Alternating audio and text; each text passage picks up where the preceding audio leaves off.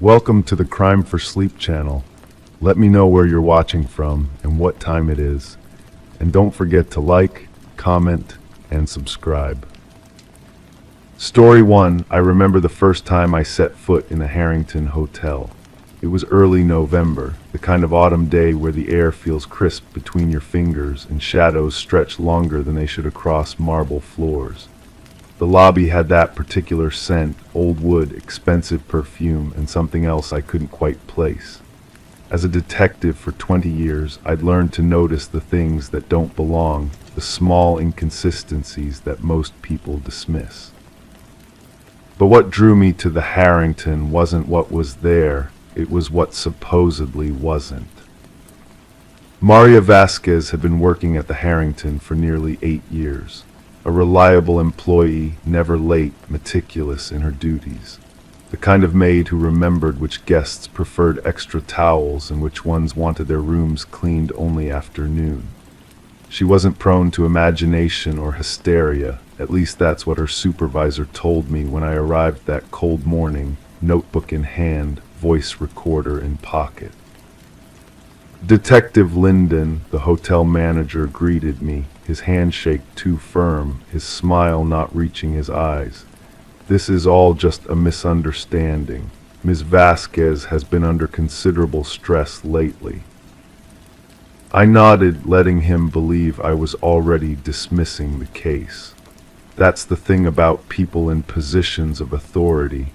They often tell you more when they think you're already on their side. I'd still like to speak with her, I said, my voice casual, almost disinterested.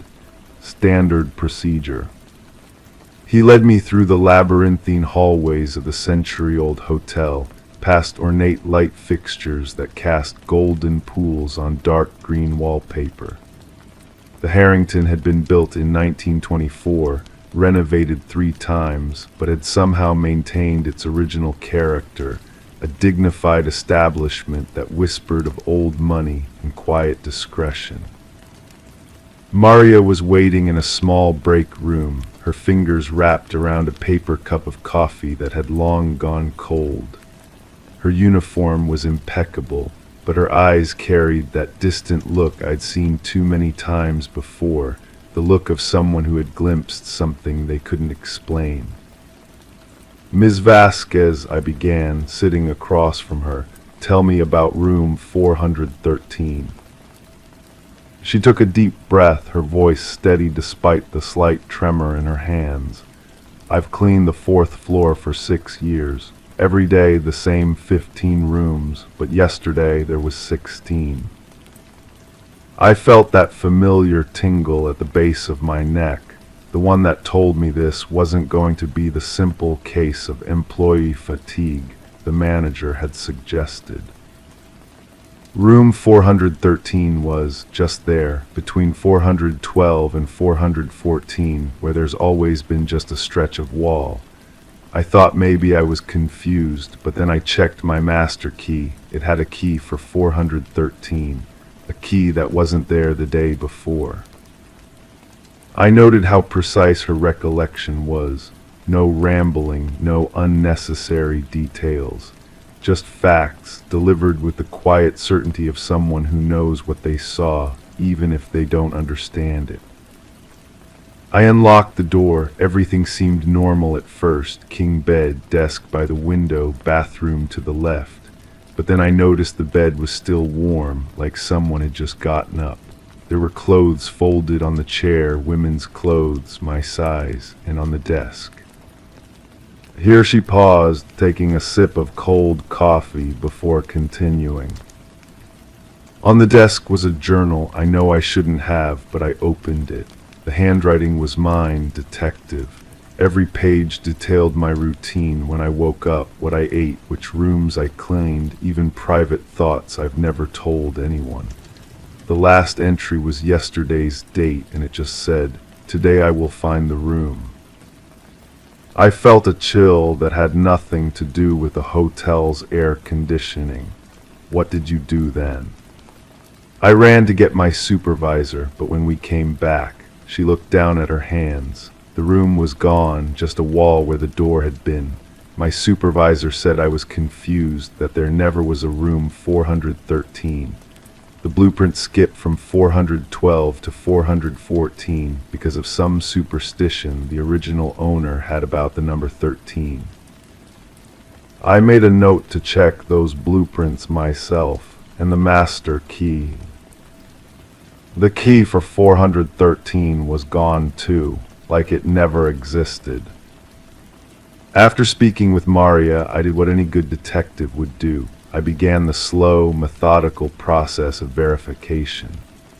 I examined the hotel's blueprints from the original construction in 1924, and indeed there was no room 413. The floor plan jumped from 412 to 414, with what appeared to be a slightly thicker wall between them, perhaps an architectural quirk, or maybe something else. I interviewed other maids, maintenance workers, even long-term guests. No one remembered a room 413, and all insisted that particular stretch of hallway had always been just that, a hallway with a decorative table and mirror where a door might otherwise be. The hotel's booking system showed no record of a room 413, either past or present.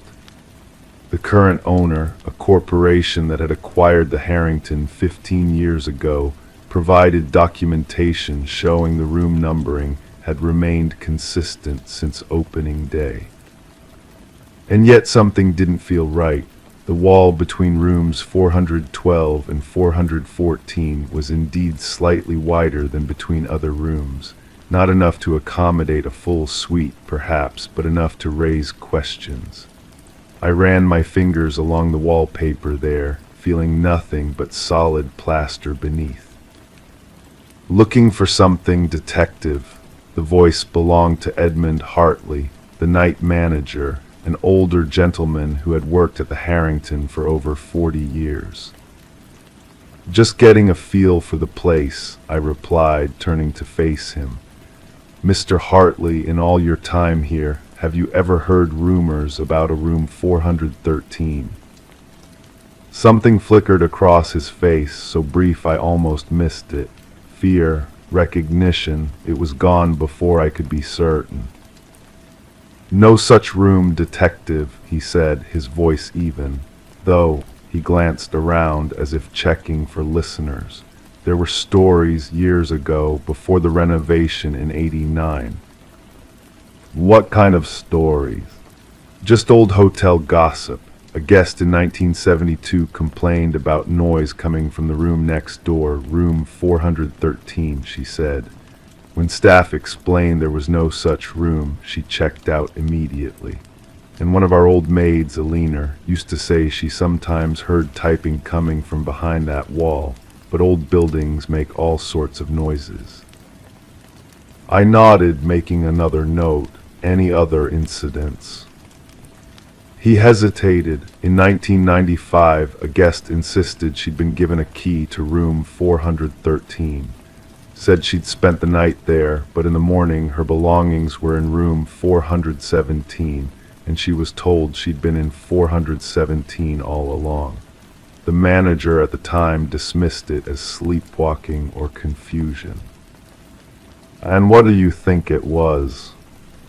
Hartley's eyes met mine, then drifted to the wall where room 413 should have been.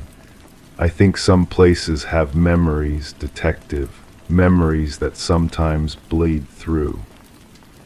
That night I couldn't sleep. I kept thinking about Maria's story, about the journal with her handwriting documenting things she'd never written. I thought about the space between rooms 412 and 414, not quite wide enough for a full room, but wider than it should be. At 3:17 a.m., I returned to the Harrington with a thermal imaging camera borrowed from a colleague in another department. The hotel was quiet, the hallways dimly lit. I stood before the wall between rooms 412 and 414, feeling slightly foolish as I raised the camera. The image showed what I expected: cool blue wall, floor, ceiling. But as I was about to lower the camera, something changed. A warm spot appeared on the wall, roughly the size and shape of a doorknob. And then, faintly, the outline of a door began to take shape in oranges and reds as if heated from the other side. My heart pounded as I reached out, my fingers making contact with the wallpaper where the warm doorknob had appeared on my camera screen. Nothing but solid wall met my touch. The thermal image faded back to cool blue. I requested the hotel's guest records going back 50 years. Patterns emerged, guests who had requested specific rooms but were documented as staying in different ones. Maintenance reports of temperature fluctuations between rooms 412 and 414. A mysterious water leak in 2001 that seemed to come from nowhere. 3 days into my investigation, Maria Vasquez didn't show up for work. Her apartment was empty, her few possessions gone. No forwarding address, no goodbye to coworkers she'd known for years. Just gone. In her apartment, I found only one thing she'd left behind. A hotel notepad with an address written in handwriting that matched hotel records, but didn't look quite like Maria's normal script. The address led to a storage facility across town. Inside the rented storage unit, I found hundreds of journals, all filled with handwriting that looked like Maria's but seemed subtly different in each book. Each documented daily routines, not just Maria's, but those of other hotel employees dating back decades. The earliest journal was from 1924, the year the hotel opened. On the last page of the most recent journal was a floor plan of the Harrington's 4th floor, and there, clearly marked between rooms 412 and 414, was room 413. Beneath it, a single line, "We all find the room eventually." I never officially closed the case of Maria Vasquez in room 413. There was nothing to close, no crime had been committed, no one had been harmed, just a maid who'd left her job without notice in a room that, according to all official records, had never existed. Sometimes, on nights when sleep eludes me, I find myself thinking about that thermal image, the brief outline of a door that shouldn't have been there. I think about the journals in the storage unit, written in handwriting that evolved subtly over a century. And I wonder about room 413 at the Harrington Hotel, a room that exists in some space between reality and imagination, between past and present. A room that, according to one maid who disappeared, contains a perfectly made bed that's still warm, neatly folded clothes in your size, and a journal documenting a life you thought was private. A room that, despite what the blueprints say, what the management insists, what logic demands, might be waiting for someone else to find it. Someone like you. Story 2, I still remember how the snow looked that night, pristine and undisturbed, catching the moonlight in a way that made the whole street glow with an ethereal blue luminescence. It was the kind of perfect winter scene that makes you pause in quiet appreciation, where even the sound of your breathing feels like an intrusion. I had been documenting the Henderson case for nearly 3 weeks at that point, reviewing evidence in the county record's office until my eyes burned from strain. The drive home had been silent, just the soft crunch of snow beneath my tires and the occasional whisper of wind across my windshield. The first thing I noticed when I pulled into Sarah Winter's driveway was how untouched everything looked. No footprints disturbed the smooth white blanket that covered her front yard. No tire tracks besides my own marked the pristine snow. The streetlights cast long shadows across this perfect canvas, creating a stillness that felt almost preserved in amber. I noted the time, 11:42 p.m., before collecting my recorder and notebook from the passenger seat. Another late-night interview with our primary witness, another piece of the puzzle that never seemed to complete itself. As I approached her porch, I could see a single light burning in the front room, casting a warm yellow glow against the cool blue of the winter night. Sarah had agreed to speak with me one more time about what she'd seen the night Thomas Leighton disappeared. Something in her voice during our phone call had sounded different, hesitant, perhaps even frightened. She had something new to tell me, she'd said, something she hadn't told the police. The key was where she said it would be, tucked beneath the small ceramic frog by her front door. Just let yourself in, she had instructed earlier. I might be upstairs. The door hinges creaked softly as I pushed it open, a sound that seemed to hang in the still air of the entryway.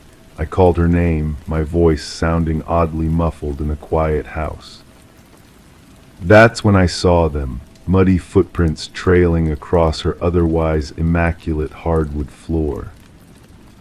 They started just inside the doorway, as if someone had materialized directly into her home. Dark, wet impressions of boot soles, much larger than Sarah's petite frame would wear, led in a straight line toward her bedroom door at the end of the hall. I felt the chill before I consciously processed what I was seeing. The pristine snow outside, the unmarked pathway to her door, yet somehow these fresh, muddy tracks led through her house. "Sarah," I called again, my voice dropping to just above a whisper. My hand instinctively reached for my phone, thumb hovering over the emergency call button as I took a cautious step forward. The house remained silent except for the soft ticking of an antique clock somewhere in the living room and the almost imperceptible hum of the refrigerator. I followed the footprints slowly, careful not to disturb them, my recorder forgotten in my pocket. Each impression was perfect, a clear tread pattern that any forensic technician would love to analyze. They continued in an unwavering line, evenly spaced, not the irregular pattern of someone hurrying or skulking. They moved with purpose toward her bedroom, where the door stood slightly ajar. "Sarah, are you there?" I pushed the door open with my fingertips, bracing myself for what I might find. The bedroom was empty. The footprints led directly to her bed and stopped. The mud ended abruptly, as if whoever had made them had simply ceased to exist. Sarah's bed was neatly made, undisturbed. Her curtains fluttered slightly from the heating vent beneath the window, but nothing else moved in the room. I checked her closet, the adjoining bathroom, under the bed, all empty. No sign of Sarah or the mysterious visitor who had walked through her house and apparently vanished. It was then that I noticed her bedside table drawer was partially open. Inside lay a small notebook with a worn leather cover. I shouldn't have touched it, shouldn't have read it, but something about those footprints that led nowhere compelled me to understand. The notebook contained Sarah's handwriting, meticulous entries dated over the past 3 months. The most recent entry was from earlier that day. "I know who took Thomas now. I've known all along, I think, but couldn't admit it to myself. The same person has been coming to my house at night. I don't see them enter. I don't see them leave. But they leave traces, muddy footprints that appear from nowhere and end at my bed. Sometimes I feel the weight of someone sitting on the edge of my mattress while I pretend to sleep. Sometimes I hear breathing that isn't mine. Detective Rivera doesn't believe me. Maybe the journalist will." My skin prickled with goosebumps as I slowly closed the notebook. The central heating clicked on with a soft whoosh, making me start. I returned to the hallway, staring at those impossible footprints. I should call the police, I thought, report Sarah missing. But something stopped me, the strangeness of it all, the perfect snowy yard outside with no tracks, the footprints that began inside her home. I took out my phone and began photographing the scene, capturing each footprint in sequence. When I reviewed the images, my blood turned cold. In each photograph, the floor was clean, no mud, no footprints, yet standing there in her hallway, I could still see them clearly, leading to her empty bedroom. The clock in the living room chimed midnight as I hastily retreated from the house, leaving the key where I had found it. In my rearview mirror, Sarah's house looked perfectly normal, a single light burning in an upstairs window that had been dark when I arrived. 2 days later, they found Sarah's body in the woods near where Thomas Leighton had disappeared. The coroner determined she had been dead for at least 3 days before I had even visited her house, before she had called me, before she had left that final note in her journal. I never told anyone about the footprints, never shared the photographs that showed nothing, never explained why I had been at a dead woman's house on the night after her murder. Sometimes on snowy nights, I still look out at my own unblemished yard and wonder what might be waiting inside my home. I've started noticing small things, a book not quite where I left it, a door slightly more open than I remember, the lingering scent of unfamiliar cologne. And sometimes, when I'm lying in bed with my eyes closed tight, I feel the subtle shift in weight, as if someone has just sat down beside me. I don't open my eyes anymore when this happens. I don't want to see who's visiting. I just listen to their breathing in the darkness and wonder if they'll leave footprints when they go. Story 3. The first thing I noticed when I entered the Blackwood estate was the silence, not complete silence, but the peculiar kind that seems to listen back to you. My footsteps on the worn hardwood floors echoed through the empty corridors, each creak a whisper from the past. The late afternoon light filtered through dusty windows, casting long shadows across peeling wallpaper. I was the lead investigator on what would become one of the most unsettling cases of my 20-year career. The estate sat on the outskirts of Millfield, a small town where everyone knew everyone, or at least thought they did. The Victorian mansion had been abandoned for nearly a decade after the death of its owner, Eleanor Blackwood, an elderly recluse whose family had long since scattered to different corners of the country. Now, Westlake Development had purchased the property with plans to demolish it and build modern townhomes in its place. I ran my finger along a mahogany banister, collecting dust on my fingertip. The developers had called us in after their initial walkthrough left them, disturbed. 3 men, all experienced in their field, none prone to flights of fancy, had reported something unusual, something that made them refuse to return. "It was the voices," said Michael Trout, the project manager, when I interviewed him at the local coffee shop. His hands trembled slightly as he lifted his cup. At first we thought it was just the house settling. Old places make noises, but then he looked down at his coffee, watching the ripples form on its surface from his unsteady grip. Then it started saying our names. My partner, Detective Eliza Reeves, flipped open her notebook beside me, the soft scratch of her pen against paper a comforting sound in the uneasy silence that followed Trout's statement. "And you're certain it wasn't one of your colleagues?" she asked.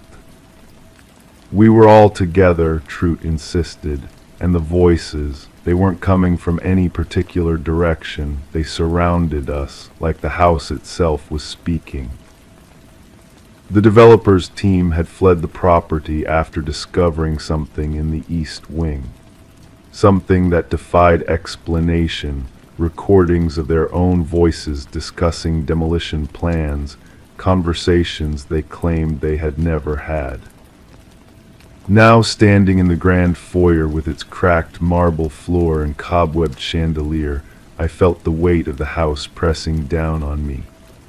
The air was thick with the scent of old books and something else I couldn't quite identify, something metallic and cold. "Let's start in the East Wing," I told the crime scene technician who accompanied us. She nodded, adjusting her camera strap, the small click echoing in the vast, empty space. We moved slowly through the house, our flashlight beams cutting through the gloom. The East Wing contained what had once been a library, its shelves now bare except for a few forgotten volumes too weathered to identify. Beyond that was a small study with a desk positioned to face large windows overlooking what had once been gardens, now overgrown and wild. It was in this room that the developers had found the recordings. There, the technician pointed to an old reel-to-reel tape recorder sitting on the desk. It looked out of place, too clean, too new compared to its surroundings. Beside it lay several magnetic tapes, each labeled with dates from the past week. I pulled on latex gloves, the soft snap as they fit against my wrists breaking the silence. Carefully, I examined the recorder without touching it. Modern, maybe 5 years old at most, definitely not original to the house.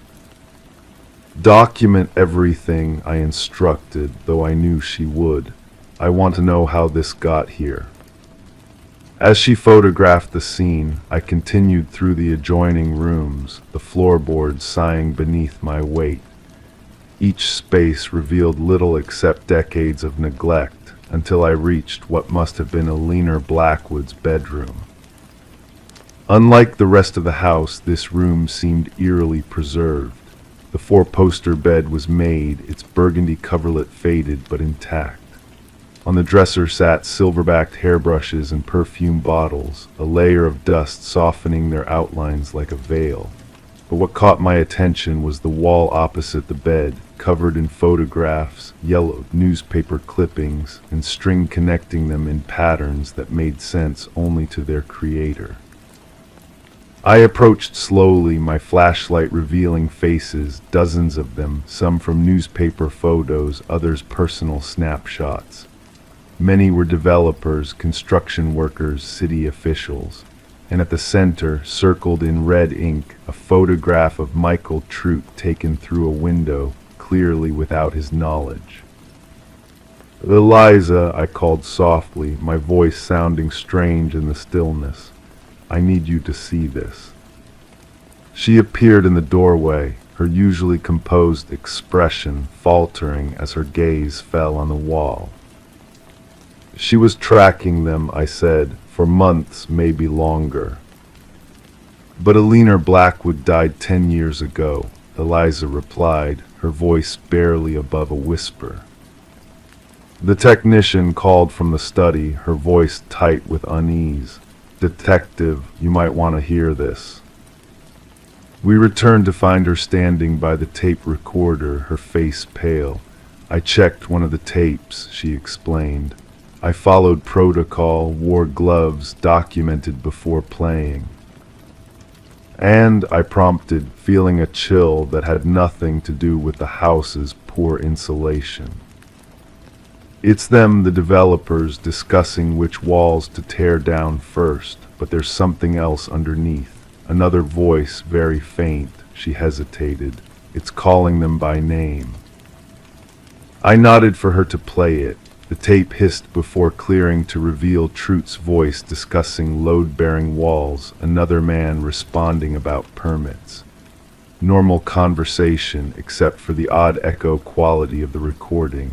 But beneath their words, almost imperceptible, was a woman's voice, aged and thin, repeating their names like a mantra. We spent hours in that house, collecting evidence, taking photographs, trying to make sense of what we'd found. As darkness fell, the property took on a different quality, shadows deepened, and the silence grew heavier, more oppressive. Every creak and settle of the old structure made us pause, listening for voices that weren't there. The investigation continued for weeks. We discovered that Alina Blackwood had no living relatives. Her only son had died in an accident 30 years earlier, shortly after the family had sold off most of their land to developers. Records showed she had become increasingly reclusive after his death, refusing to leave the property. The tape recorder yielded no fingerprints except those of the development team who had handled it. The tapes themselves contained recordings spanning months, conversations inside company offices, discussions in cars, private phone calls. Someone had been systematically spying on Westlake Development long before they set foot in the house. Most disturbing were the recordings made in the developers' homes, intimate family dinners, bedtime routines with children, arguments with spouses, all captured without their knowledge. "But who?" Eliza asked one evening as we reviewed evidence in our office, the slow tick of the wall clock marking time in the otherwise quiet room. "Eleanor Blackwood is dead," we confirmed it. "Someone who wanted to protect the house," I suggested, leaning back in my chair, feeling the tension in my shoulders. "Someone who knew what the company was planning." The break in the case came unexpectedly. A routine background check on Eleanor Blackwood's household staff revealed that her former caretaker, Marion Wells, had been employed by Westlake Development as a custodian for the past 6 years. When we brought her in for questioning, she sat calmly in the interrogation room, her hands folded neatly on the table. "She loved that house," Marion said softly, her eyes fixed on some middle distance. "It was all she had left of her son. She made me promise to protect it." By spying on people, by breaking into their homes to plant recording devices, I asked, keeping my voice level despite my disbelief. "No," Marion shook her head slowly. "I just cleaned their offices, listened when they didn't know I was there, the recordings in their homes, that wasn't me." "Then who?" Eliza pressed. Marion's gaze finally met mine, her expression serene and unsettling. Eleanor always said the house remembered, that it held on to things, sounds, moments, people. I didn't believe her until after she died. Then I started hearing the voices too. Forensic analysis of the tapes revealed something that science couldn't easily explain. While most contained straightforward recordings made with conventional equipment, several included audio that our technicians couldn't account for, layered voices, some matching records of people who had died years ago, including Eleanor Blackwood herself. The Blackwood estate was demolished 3 months later. I stood across the street, watching as machinery tore through walls that had stood for over a century. Marion Wells had been charged with harassment and breaking and entering, but maintained her innocence regarding the home recordings. Those remained unexplained. As the last wall fell, I could have sworn I heard something carried on the dust-filled air, a whisper, somehow both distant and intimate, saying my name, just once and then gone. The land where the house once stood remains empty to this day. Westlake Development abandoned their plans after 3 of their executives resigned unexpectedly, citing personal reasons. The property passed to the city, which designated it as a small park.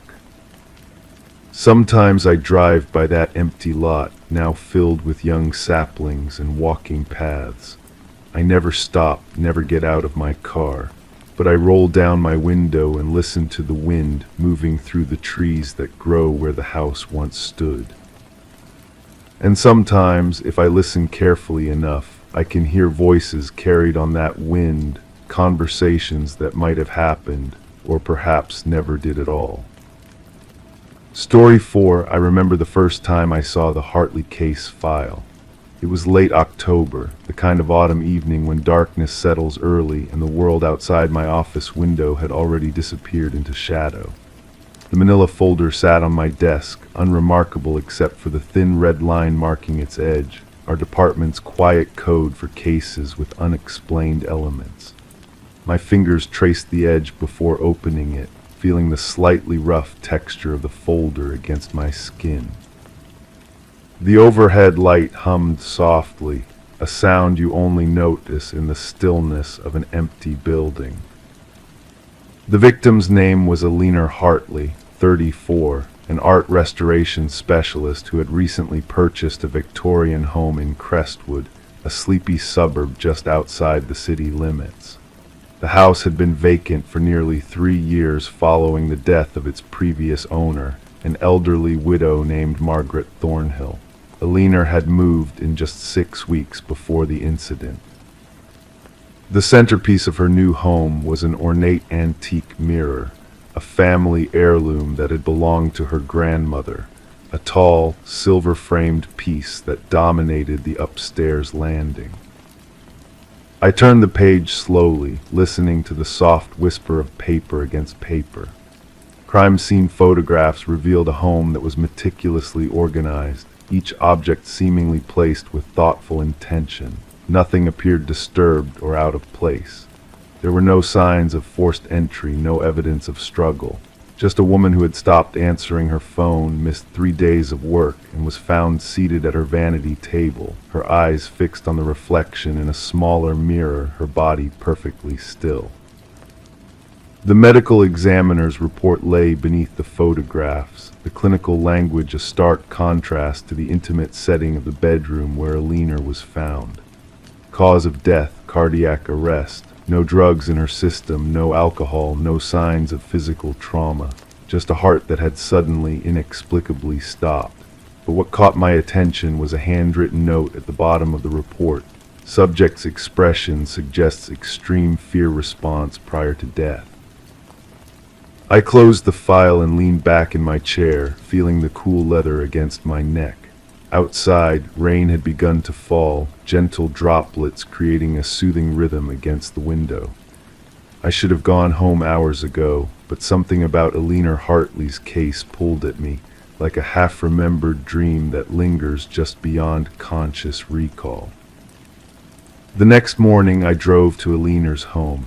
The neighborhood was quiet, trees lining the street in perfect rows, their leaves turning golden and red.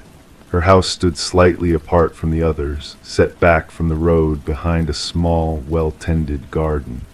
The front door opened with a soft creak as the property manager let me in, the sound echoing through the empty hallway. "Everything's just as we found it," he said, his voice hushed as if we were in a library or church. "Family hasn't decided what to do with the place yet." I nodded, thanking him, and he left me alone in the house. The air inside felt heavy, the kind of stillness that settles when a space has been abandoned. Dust motes danced in the beams of light that filtered through partially drawn curtains.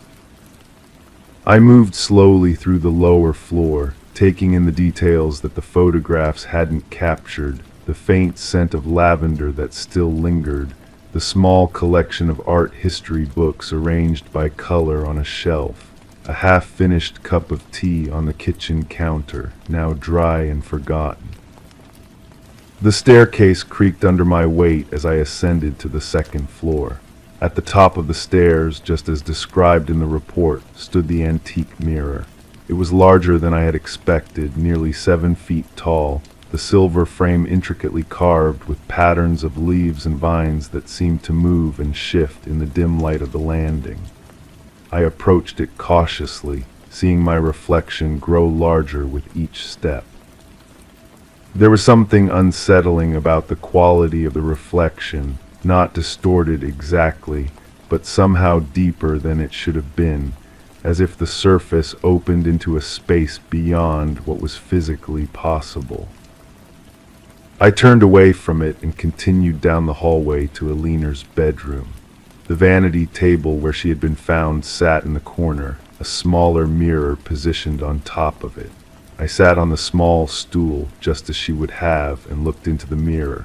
From this angle, I could see the doorway behind me and a sliver of the hallway beyond. Something about the arrangement of the room made me pause. I realized that when seated here, Alina would have been able to see a reflection of the large mirror on the landing in this smaller mirror, a reflection of a reflection. In the weeks that followed, I pieced together Alina's final days through interviews with colleagues, friends, and neighbors. 5 days before her death, she had called a close friend, sounding distressed. According to the friend, Alina had mentioned seeing something strange in the mirror, reflections that didn't match, was how she had described it. The friend had assumed she was referring to some optical illusion, a quirk of the old glass. 3 days later, Alina had called her sister, asking if their grandmother had ever mentioned anything unusual about the mirror. The sister couldn't recall anything specific. The last person to see Alina alive was her neighbor, who had noticed her standing at her upstairs window late at night, staring out into the darkness. The neighbor described her expression as transfixed, as if she were watching something that no one else could see. I returned to Alina's house several times during the investigation. On my 4th visit, I brought in Dr. Miriam Chen, a forensic psychologist who specialized in cases involving perceived paranormal experiences. Together, we examined the mirror and the positions of the reflective surfaces throughout the house. "There's an old belief," Dr. Chen said as we stood before the large mirror, "that mirrors can capture impressions of the people who look into them over time, like emotional photographs." Her voice was calm, matter-of-fact, despite the otherworldly nature of what she was suggesting. In some traditions, mirrors are covered after a death to prevent the soul from becoming trapped. I remembered then that Margaret Thornhill, the previous owner of the house, had died in the upstairs hallway, found at the foot of the large mirror after apparently suffering a stroke. This detail hadn't seemed significant until that moment. We carefully examined the back of the mirror, looking for any sign of tampering or anything unusual. The wall behind it was solid, with no indication of hidden compartments or passages. Dr. Chen ran her fingers along the frame, her expression thoughtful. "There's something else," she said quietly. "In my research, I've encountered accounts of what some call mirror ghosts, reflections that appear only under specific circumstances, often when viewed through a second reflective surface. The double reflection can sometimes reveal what's hidden in the first." That evening, after Dr. Chen had left, I remained in the house as darkness fell. The property manager had given me permission to stay, though he seemed puzzled by my request. I positioned myself at Alina's vanity, angling the small mirror so that I could see the reflection of the large mirror on the landing. The house creaked and settled around me as the temperature dropped. For hours I sat in silence, watching and waiting. Nothing appeared in the mirror that night, nor on the 2 nights that followed. But on the 4th night, as I was about to give up and leave, I noticed something, a subtle change in the quality of light in the reflected reflection. At first I thought it was just the moon emerging from behind a cloud, casting new shadows. But then I saw it clearly. In the reflection of the large mirror, visible only through the smaller mirror on the vanity, stood the figure of a man. He was tall and thin, dressed in clothing that seemed to belong to another era, his face partially obscured by shadow. He stood perfectly still, watching. My heart raced as I slowly turned to look directly at the large mirror on the landing. In it, I saw only my own reflection, alone and wide-eyed. When I turned back to the small mirror, the figure was gone. The investigation continued for another month. We discovered that before Margaret Thornhill, the house had belonged to a reclusive collector named Edward Kane, who had acquired the mirror from an estate sale in 1967. Kane had died suddenly in 1972, also from heart failure. Before him, the house had passed through 4 other owners in unusually quick succession, each selling after less than a year of residence. Forensic analysis of the mirror revealed nothing unusual in its construction or materials. The glass was old, but not remarkably so, dating to the late 19th century. The frame was solid silver over wood, tarnished in places but well preserved. Nothing about it explained what I had seen that night, or what Alina might have experienced in her final days. In the end, Alina Hartley's death was officially attributed to natural causes, a tragic but explainable cardiac event in an otherwise healthy young woman. The mirror was removed from the house and placed in storage at the request of her family. The case file was closed with a single bureaucratic note: no evidence of foul play. But sometimes, on quiet evenings when I'm alone in my office, I find myself thinking about that mirror and the figure I glimpsed within it. I wonder about the nature of reflections, about what they capture and what they might reveal under the right circumstances.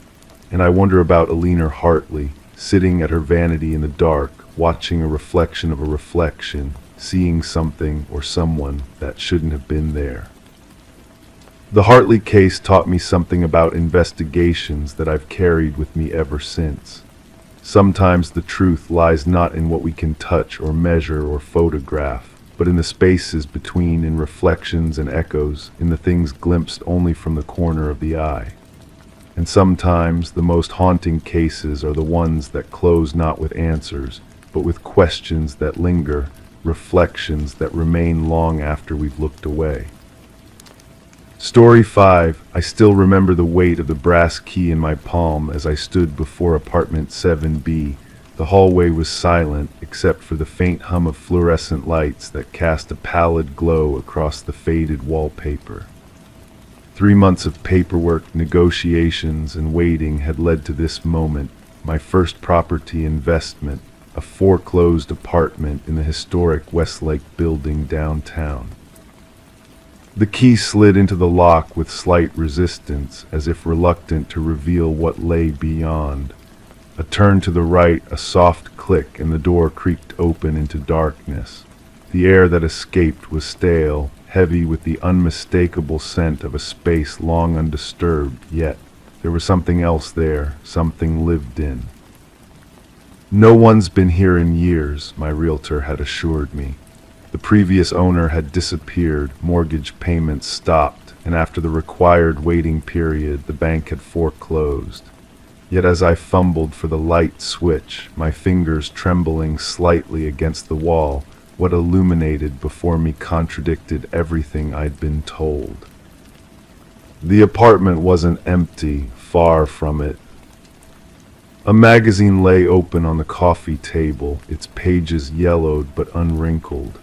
A half-empty glass of water sat beside it, the liquid clear, not evaporated as it should have been after years of abandonment. My footsteps were hushed against the hardwood as I moved deeper into the space, each new detail adding to my confusion. In the kitchen, the refrigerator hummed quietly. I shouldn't have opened it, every instinct told me not to, but curiosity pulled my hand forward. Inside, neatly arranged containers of food, a carton of milk, vegetables in the crisper drawer, nothing molded or spoiled, nothing that suggested years of vacancy. "This isn't right," I whispered to myself, the sound of my voice strange in the quiet apartment. I pulled out my phone to call the realtor, but there was no service. Not surprising in this old building with its thick walls. I would have to go downstairs to make the call. But first, I needed to see the rest. The bedroom door was slightly ajar. I pushed it open with my fingertips, revealing a meticulously made bed with clothes laid out across it, dark jeans, a gray sweater, socks, like someone was planning to dress for the day. The closet beyond was filled with garments still wrapped in dry-cleaning plastic, shoes arranged by color along the floor. On the nightstand sat a white envelope, unaddressed except for the words "for the new owner" written in blue ink. I picked it up, turning it over in my hands. The paper was crisp, recent, not something that had been sitting for years. And when I examined the handwriting more closely, my blood seemed to slow in my veins. It was mine, my handwriting, my particular way of crossing T's and looping G's, but I had never written this letter. With unsteady fingers, I opened the envelope and unfolded the single sheet inside. Welcome home, it read. I've been waiting for you to arrive. I lowered myself onto the edge of the bed, the letter still in my hands. The building creaked around me, settling as old buildings do. Outside, the afternoon light was starting to fade, casting long shadows across the room. I read the short message again, trying to make sense of it, of the apartment that showed no signs of abandonment, of my own handwriting on a letter I never wrote. Detective Marissa Chen didn't believe me at first. She sat across from me in the station's interview room, her notebook open but pen still as she watched me with practiced neutrality. "Let me understand, Mr. Foster," she said, her voice measured, calm. "You're saying you found an apartment that should have been empty for years but instead showed signs of recent habitation, and a letter written in what appears to be your handwriting waiting for you." "I know how it sounds," I replied, "but I'm telling you someone's been living there recently, maybe even still." She nodded, finally making a note. "We'll send someone to look at the apartment. In the meantime, I need to ask, did you remove anything from the premises, touch anything besides the letter?" I shook my head. After reading the letter, I'd backed out of the apartment, locked the door, and gone straight to the police station. Even I knew enough not to contaminate a potential crime scene. 2 days later, I stood in the hallway outside apartment 7B, watching as Detective Chen and her team finished their investigation. Yellow crime scene tape crossed the doorway, though Chen had already told me they'd found no evidence of a crime, just the puzzling contradiction of an apartment that should have been abandoned but wasn't. "The food in the refrigerator was all purchased within the last week," she told me, closing her notebook. "Utilities are on, paid automatically from an account we haven't been able to trace yet. No fingerprints except yours on the door handle and the letter." "And the previous owner?" "Marcus Ellington, age 42, reported missing by his employer in November 2019 when he failed to show up for work 3 days in a row. No family to speak of, few friends. The case went cold after a few months. No activity on his accounts, no sightings." "Until now," I said quietly. Detective Chen gave me a long look. "Mr. Foster, we don't know that Marcus Ellington has been living here. We don't know who's been in this apartment or why. What we do know is that someone has access, someone has been maintaining it, and someone knew you were coming." The implications hung heavy between us. I told very few people about the purchase, my realtor, the bank, my sister in Oregon. The sale hadn't been publicized. "What about the letter?" I asked, "the handwriting?" "We're having it analyzed. Handwriting can be imitated." She hesitated, then added, "Though I admit, the sample you provided us does bear a remarkable similarity." That night I stayed in a hotel downtown, unable to face my own apartment with its suddenly unfamiliar corners and shadows. I kept thinking about the clothes on the bed, laid out with such care, waiting, the food in the refrigerator, fresh and ready to be consumed, the letter in my handwriting. "Welcome home. I've been waiting for you to arrive." Sleep came in fitful bursts, interrupted by dreams of empty apartments that weren't really empty at all.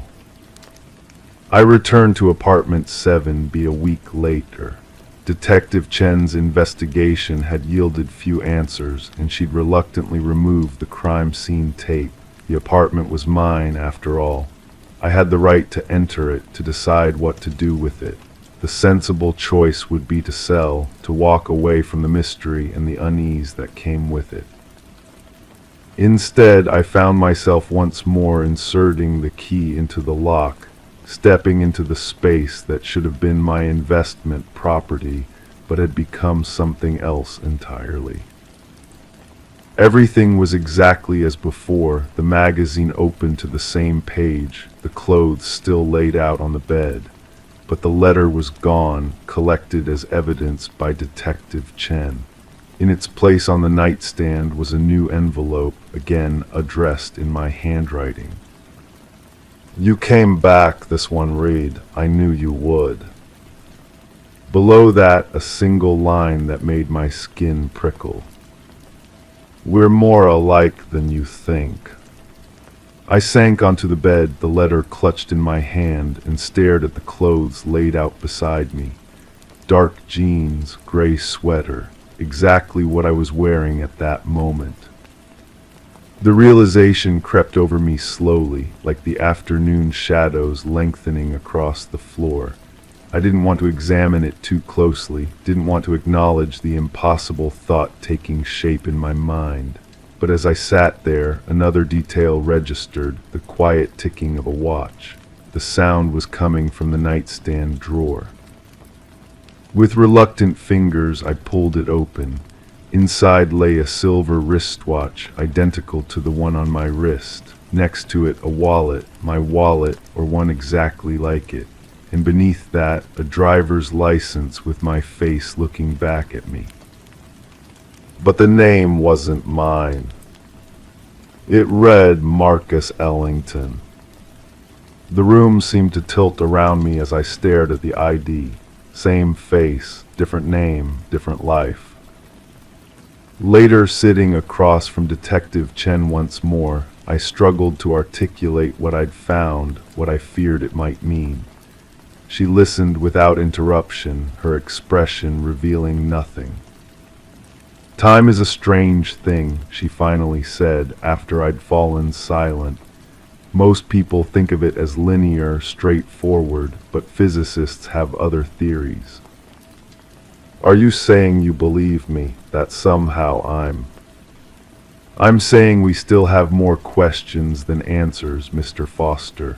She closed her notebook. "But I can tell you this, I've been a detective for 15 years, and I've learned that sometimes the simplest explanation isn't the correct one."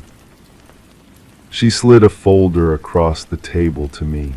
Inside were photocopies of Marcus Ellington's driver's license from 2019, his employee ID, his passport. The face looking back at me from those documents was thinner, hair styled differently, eyes perhaps a shade lighter. But it was unmistakably my face. "We're running DNA tests," she said quietly, "but I think you and I both know what they'll show." I never moved into apartment 7B, I didn't sell it either. Sometimes I stand in the hallway outside, key in hand, listening for sounds from within. Sometimes I imagine I hear footsteps, the rustle of paper, the quiet tick of a watch. The letter remains in my possession, the second one not collected as evidence.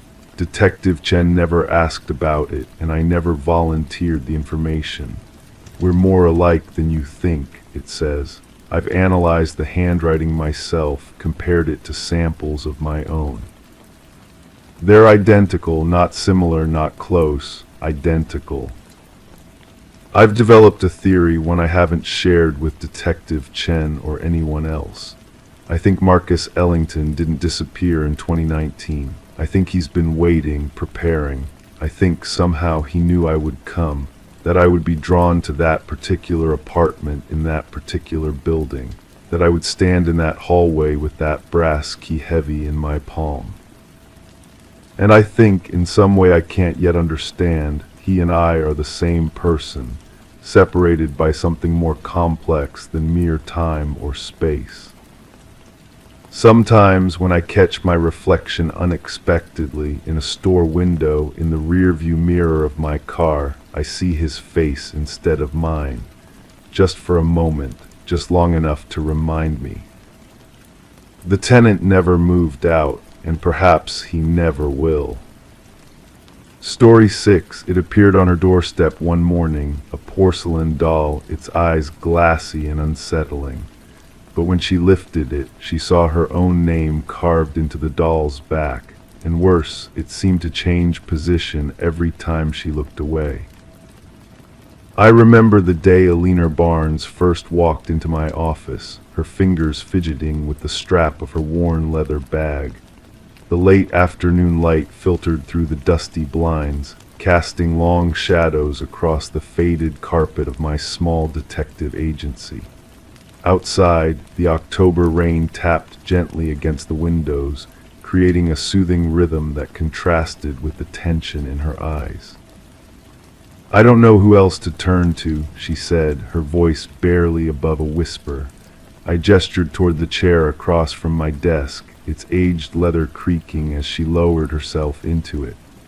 The room was quiet except for the distant hum of traffic and the soft ticking of the old wall clock that had belonged to my father.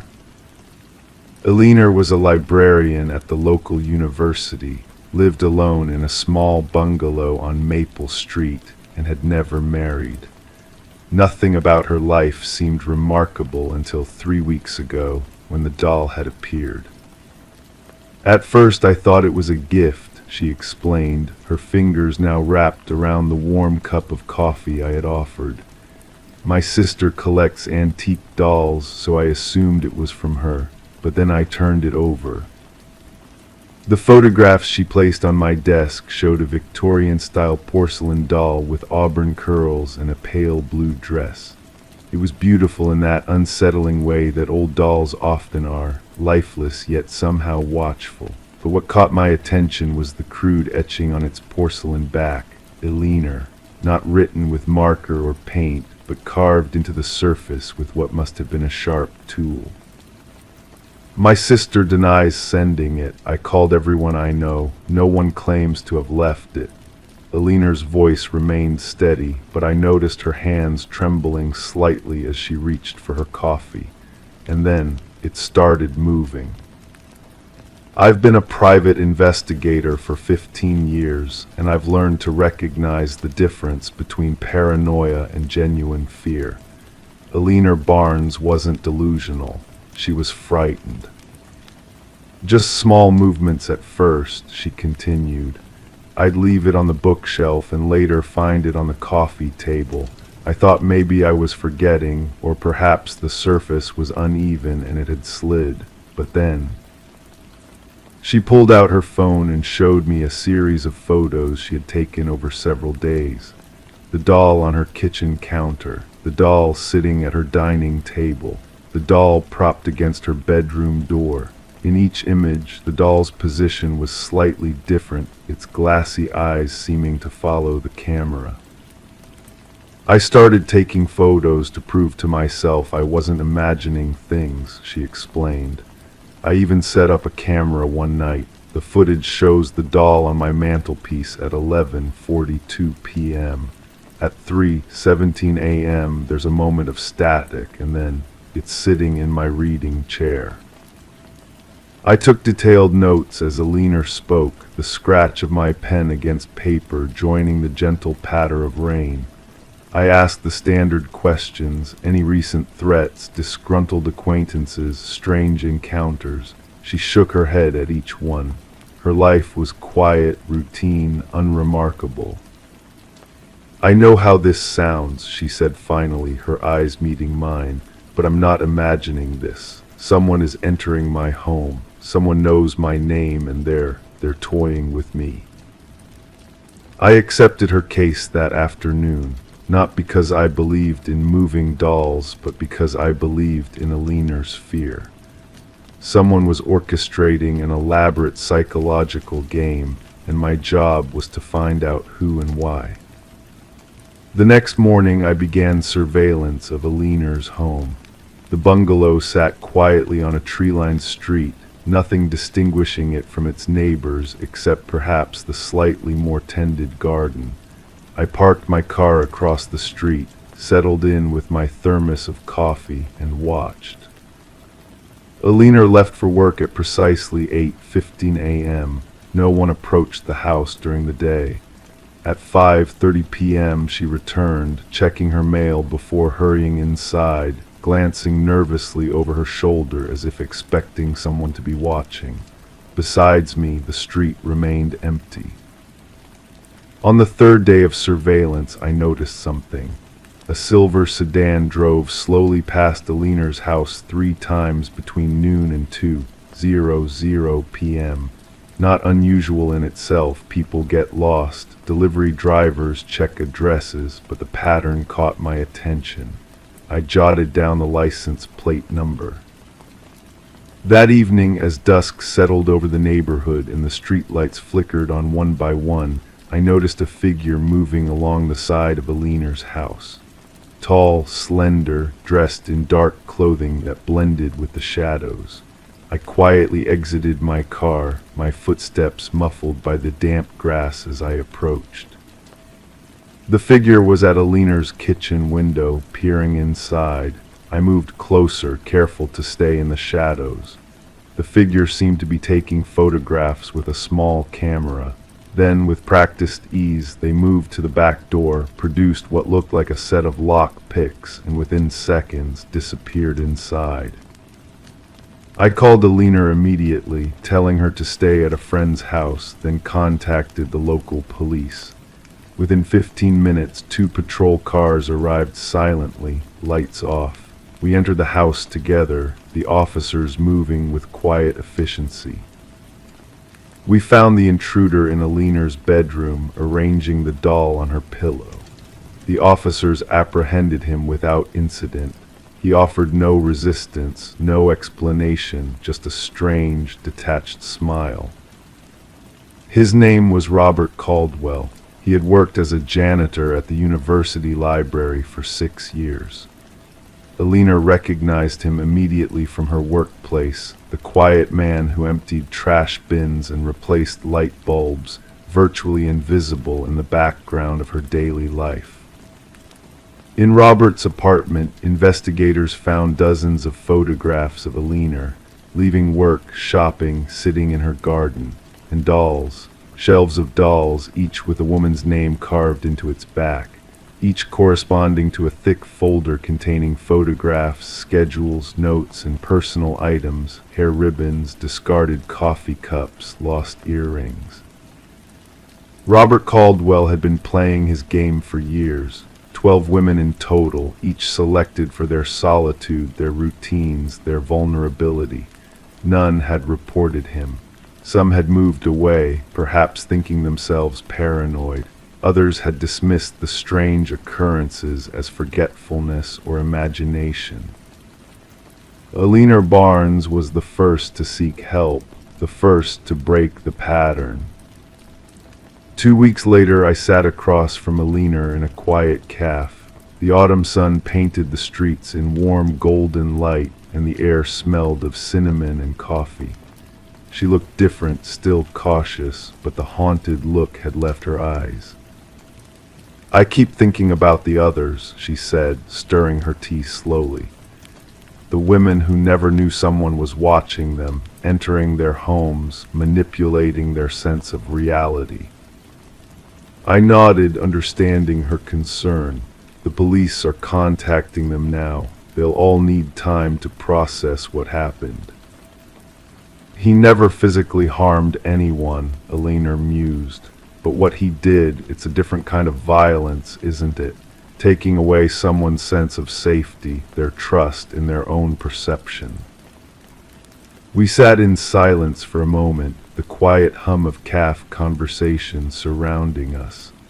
Outside, people moved along the sidewalk, each carrying their own private stories, their own vulnerabilities. "I've gotten rid of all my dolls," Alina said finally, with the faintest smile. "Even the ones my grandmother gave me. I just can't, not anymore."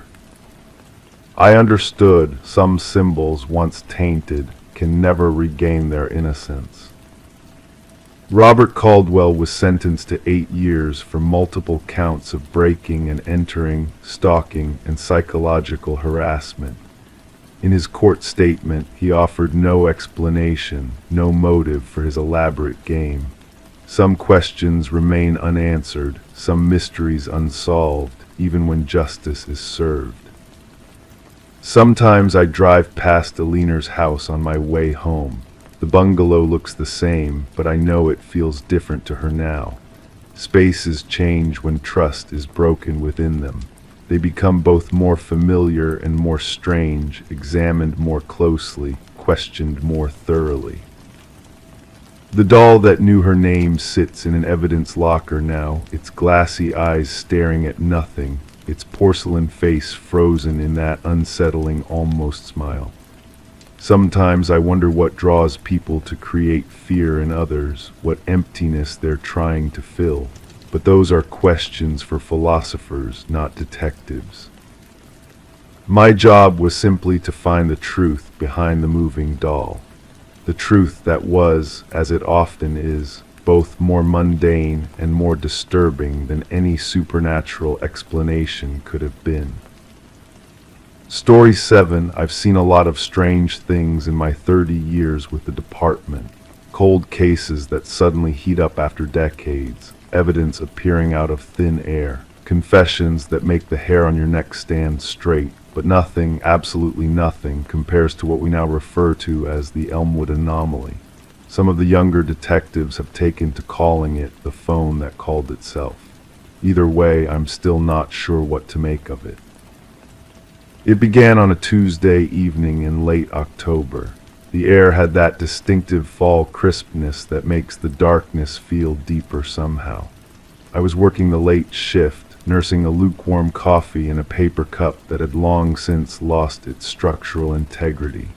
The squad room was nearly empty, just the occasional click of a keyboard and the soft hum of fluorescent lights overhead. The call came in at 10:47 p.m. Dispatch patched it through to my desk phone, the old beige one with coffee stains on the keypad. "Detective Mercer," I answered, my voice gravelly from too many late nights. "This is Alina Klein at 1582 Maple Street," came the voice on the other end, steady but concerned, not panicked but definitely unsettled. I need someone to come out here. Something's happening that I can't explain."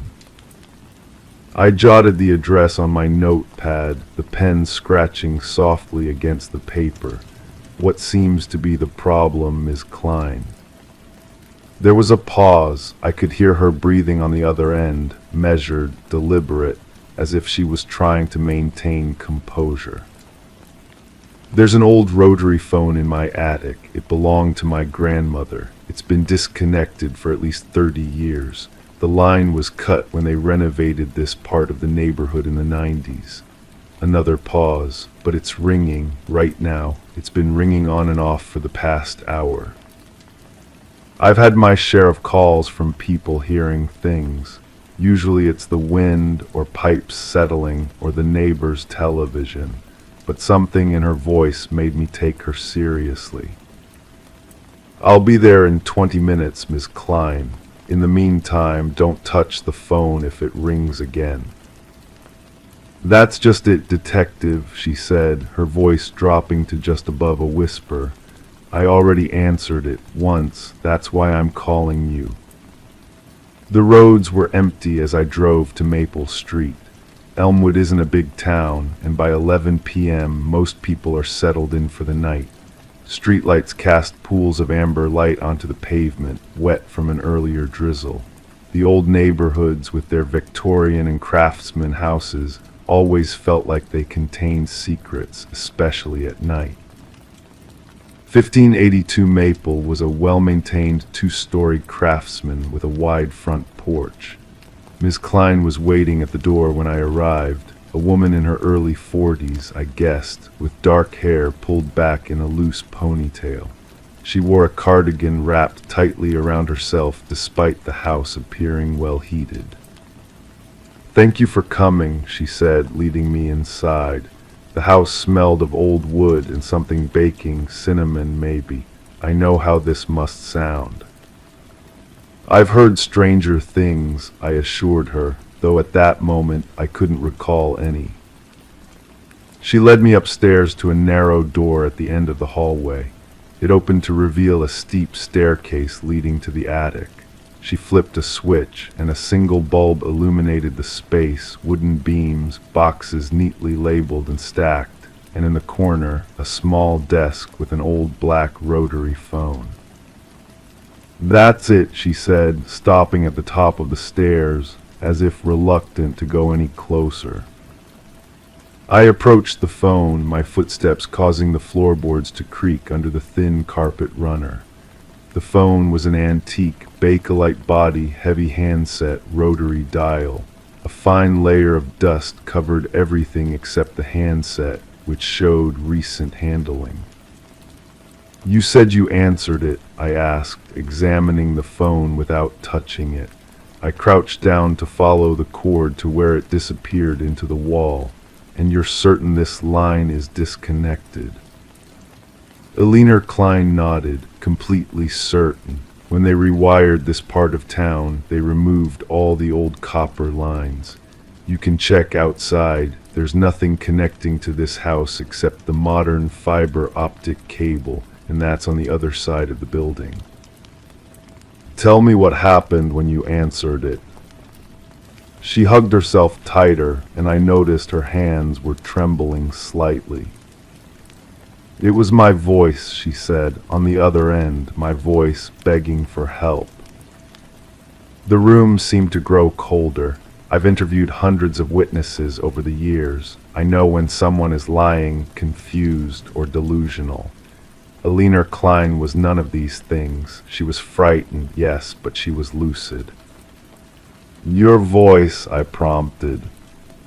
"It said, 'Eleanor, please help me. They won't let me leave.'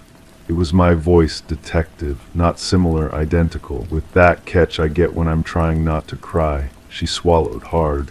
"Then it said something I can't explain. October 28th, don't go to work that day. Today is the 21st. Next Tuesday would be the 28th.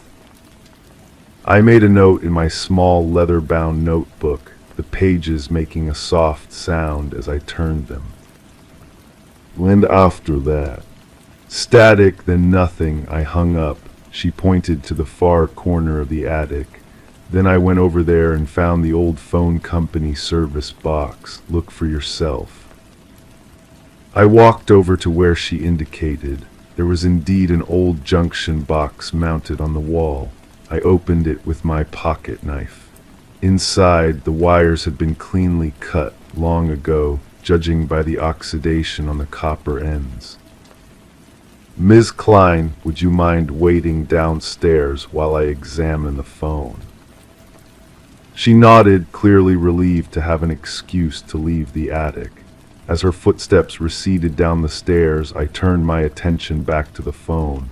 I lifted the handset, no dial tone as expected. I used my flashlight to examine the rotary mechanism, the cord, every aspect of the device. It was genuinely disconnected, no hidden cellular components, no modern adaptations. I was about to replace the handset when the unthinkable happened. The phone rang. Not a modern electronic ring, but the genuine mechanical bell ring of a vintage telephone. I felt the vibration through my fingers as the bell hammer struck inside the housing. Training and curiosity overcame my momentary hesitation. I lifted the handset to my ear. "This is Detective Mercer." Silence at first, then static like an old radio searching for a station, and then a voice, female, stressed but trying to maintain composure. "Don't let her go to work on the 28th, please. If she goes to the office, she won't come home." Then the line went dead. I stood there, handset still pressed to my ear, for what felt like minutes. Finally, I carefully placed it back on its cradle and went downstairs. Eleanor Klein was sitting in her kitchen, hands wrapped around a mug of tea that had gone untouched. She looked up when I entered. "It rang again, didn't it?" she asked, already knowing the answer. "What did it say?" I sat across from her at the small kitchen table. "Ms. Klein, where do you work?" Hamilton Financial, downtown. I'm a compliance officer. Her eyes widened slightly. It said something about my work, didn't it? I nodded slowly. It said you shouldn't go to work on the 28th. But what does it mean? Am I in danger? Her fingers tightened around the mug. I don't know, I admitted, but I'd like to place an officer outside your house tonight, and I'd like your permission to take the phone in for examination. She agreed to both.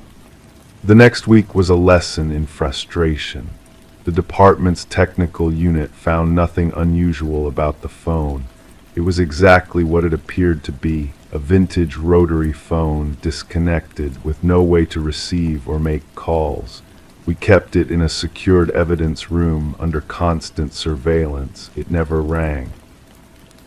Meanwhile, I ran background checks on Alina Klein, her workplace, her colleagues. Nothing suspicious emerged. Hamilton Financial was a respected local firm with no history of threats or violence. Ms. Klein had an exemplary employment record and no enemies that anyone could identify. On October 27th, I visited her again. She looked tired with dark circles under her eyes. Tomorrow's the 28th, she said as she let me in. I called in sick. Good, I said. I'd like to place an officer with you tomorrow, just as a precaution.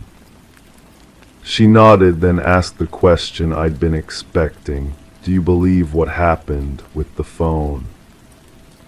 I considered my answer carefully. I believe you experienced something that can't be easily explained. I believe you heard what you heard. Beyond that, I shrugged.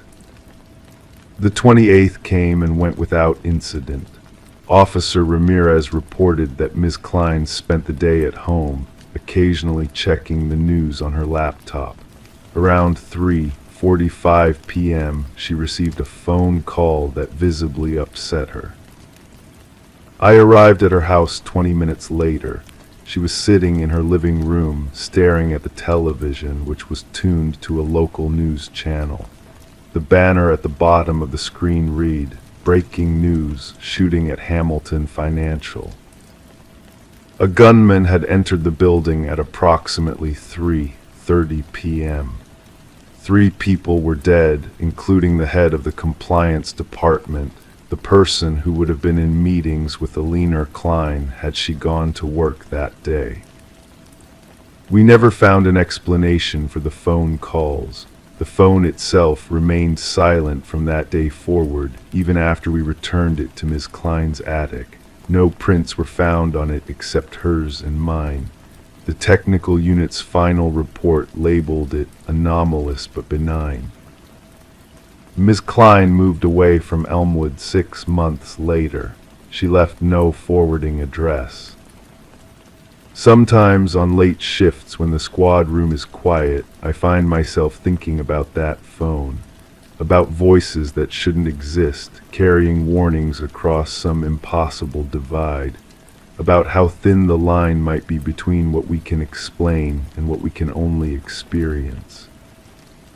The phone never rang again, but every October 21st I make a point of checking my old case notes, just in case. Story 8. I parked my car at the end of the long gravel driveway, the tires crunching on the small stones as I come to a stop. The late afternoon sun casts long shadows across the overgrown lawn, painting everything in hues of amber and gold. A gentle breeze stirs the tall grass, creating waves that ripple outward toward the tree line. In the distance, silhouetted against the setting sun, stands the Hargrove Mansion, or rather, where the Hargrove Mansion should no longer be. I remember being here 3 years ago, the charred skeleton of what was once the grandest house in Milfield County, still smoldering in places, the air thick with the acrid smell of burned wood and melted plastic. Fire investigators moved carefully through the debris, their boots crunching on blackened timber and broken glass. The case file sits heavy in my passenger seat now, photographs of devastation, witness statements, insurance claims, and a death certificate.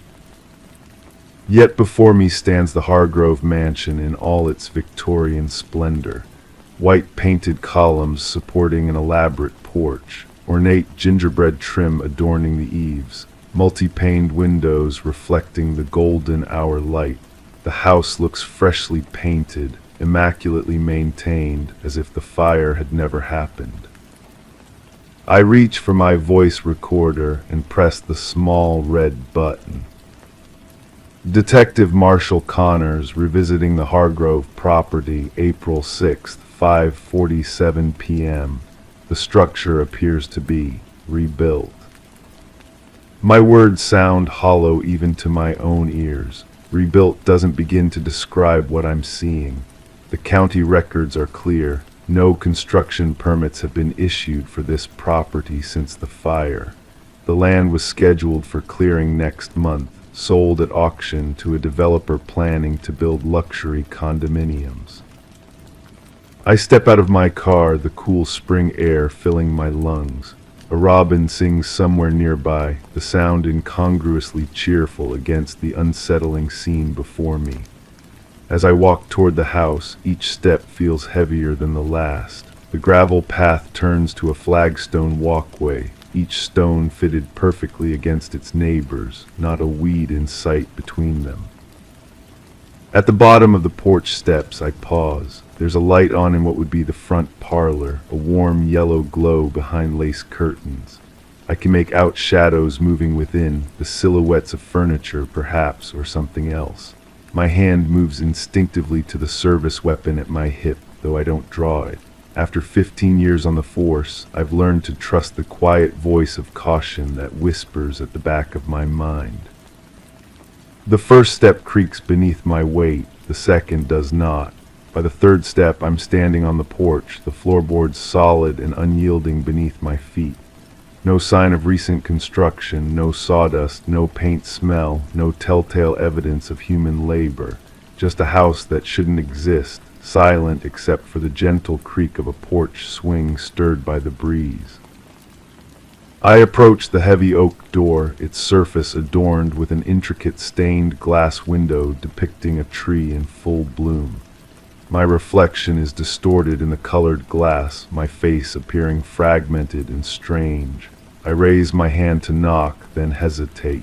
Something is pulling at the edges of my memory, something from the case file that doesn't quite fit. The Hargrove file had been reopened last week after an anonymous tip came in. Someone claimed they had seen lights in the windows of the burned-down mansion. I had dismissed it as teenagers or squatters, perhaps, finding shelter in whatever remained of the foundation. But this was impossible. I pressed the doorbell, surprised to hear a melodious chime echo from within. Footsteps approach from the other side, unhurried and deliberate.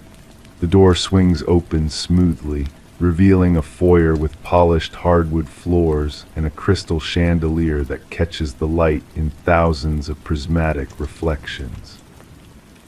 "Can I help you?" asks a woman in her 60s, her silver hair pulled back in an elegant chignon, her posture perfect. She wears a navy blue dress that might have been fashionable 30 years ago.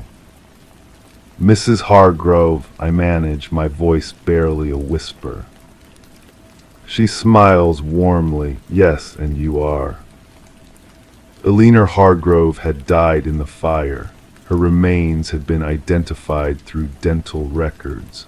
I had personally notified her only living relative, a nephew in Seattle. "Detective Connors," I say, showing my badge with hands I force not to tremble. "Ma'am, I'm investigating some irregularities regarding this property." "Irregularities?" She raises an eyebrow, seemingly amused. "Well, you better come in then. I just put on some tea." The interior of the house is just as impossible as its exterior, immaculately furnished with antiques that should have been reduced to ash. Crystal decanters catch the light on a sideboard. A grandfather clock in the corner ticks steadily, marking time that seems to have folded back on itself. The air smells of lemon polish and cinnamon, with an undertone of something else I can't quite identify. Mrs. Hargrove leads me into a sitting room where a tea service awaits on a low table. 2 cups, I notice, as if she'd been expecting company.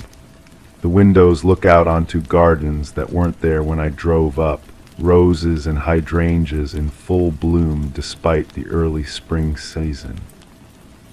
"Please sit," she says, gesturing to a wingback chair upholstered in deep burgundy velvet. I remain standing. Mrs. Hargrove, according to county records, this house burned to the ground 3 years ago. You were listed as deceased. She pours tea into delicate porcelain cups, the amber liquid steaming gently. Records can be mistaken, detective. As you can see, both I and my home are very much intact. But I was here, I insist, feeling a cold sweat forming at my temples. I saw the ruins, I worked the case. "Did you?" She hands me a cup and I take it reflexively. "Perhaps you should look around then, refresh your memory." I set the untouched tea down and move to a collection of framed photographs arranged on the mantelpiece. Family portraits, vacation snapshots, mementos of a life well lived, but as I look closer, my blood runs cold. In a silver frame, there's a photograph of what appears to be a crime scene. Yellow police tape cordons off an area, and in the background, partially obscured but unmistakable, is my own face. I move to the next photograph. A man who looks exactly like my partner, Detective Ramirez, stands next to a burning building.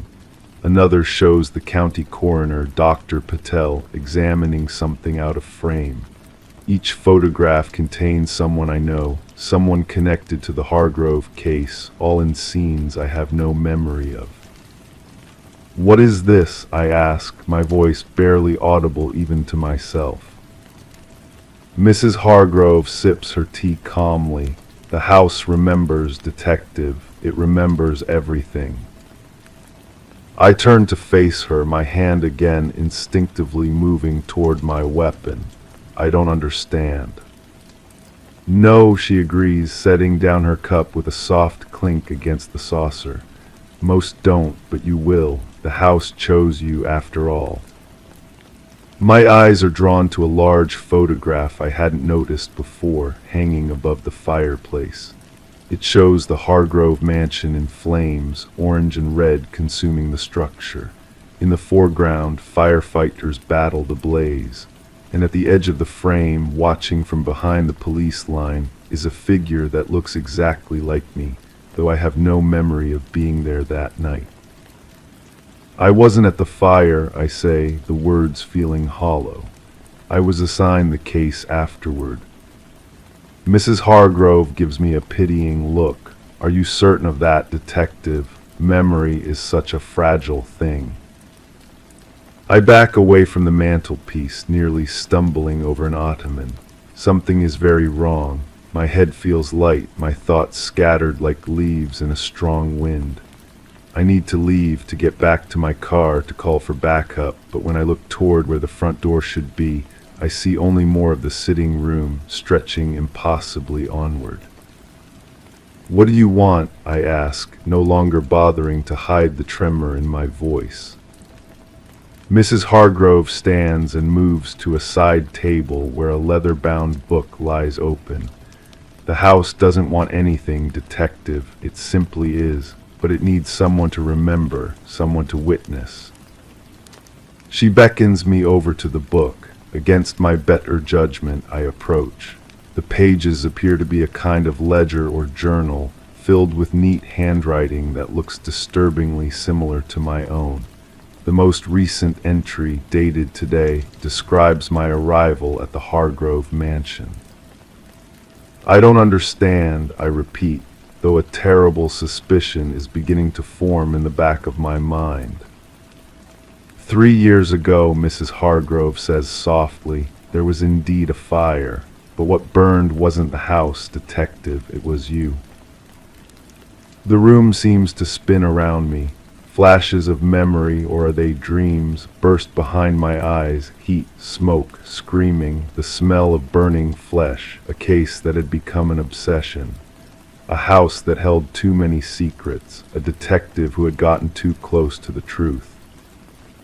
"That's not possible," I whisper, but even as I say it, I notice the photographs on the wall changing. Now they all show me, investigating different scenes, interviewing witnesses, poring over evidence, but in each one, my image becomes progressively more transparent, as if I'm fading from existence. Mrs. Hargrove, or whatever she is, smiles sadly. "The house rebuilt itself, detective, and it rebuilt you too, but only within these walls. Step outside and you'll cease to exist again until someone new comes looking for answers." I back away from her, moving toward where I believe the door should be. My hand passes through a lamp as if it, or I, am made of nothing but air and memory. "You're not real," I tell her, my voice steady now despite the impossible truth settling over me. "Neither are you, detective," she replies gently, "but the house remembers, the house always remembers." As if responding to her words, the walls around us shimmer slightly, the solid Victorian interior briefly revealing charred timbers and collapsed ceilings before reasserting its impossible perfection. For a moment I see Mrs. Hargrove as she truly is, a blackened, burned figure, before she too returns to her immaculate appearance. I feel a sudden calm washing over me, the panic receding like an outgoing tide. I've been here before. I've had this conversation before, and I will have it again every time someone new comes to investigate the house that shouldn't exist. "Will you stay this time?" Mrs. Hargrove asks, just as she always does. "Will you help me remember?"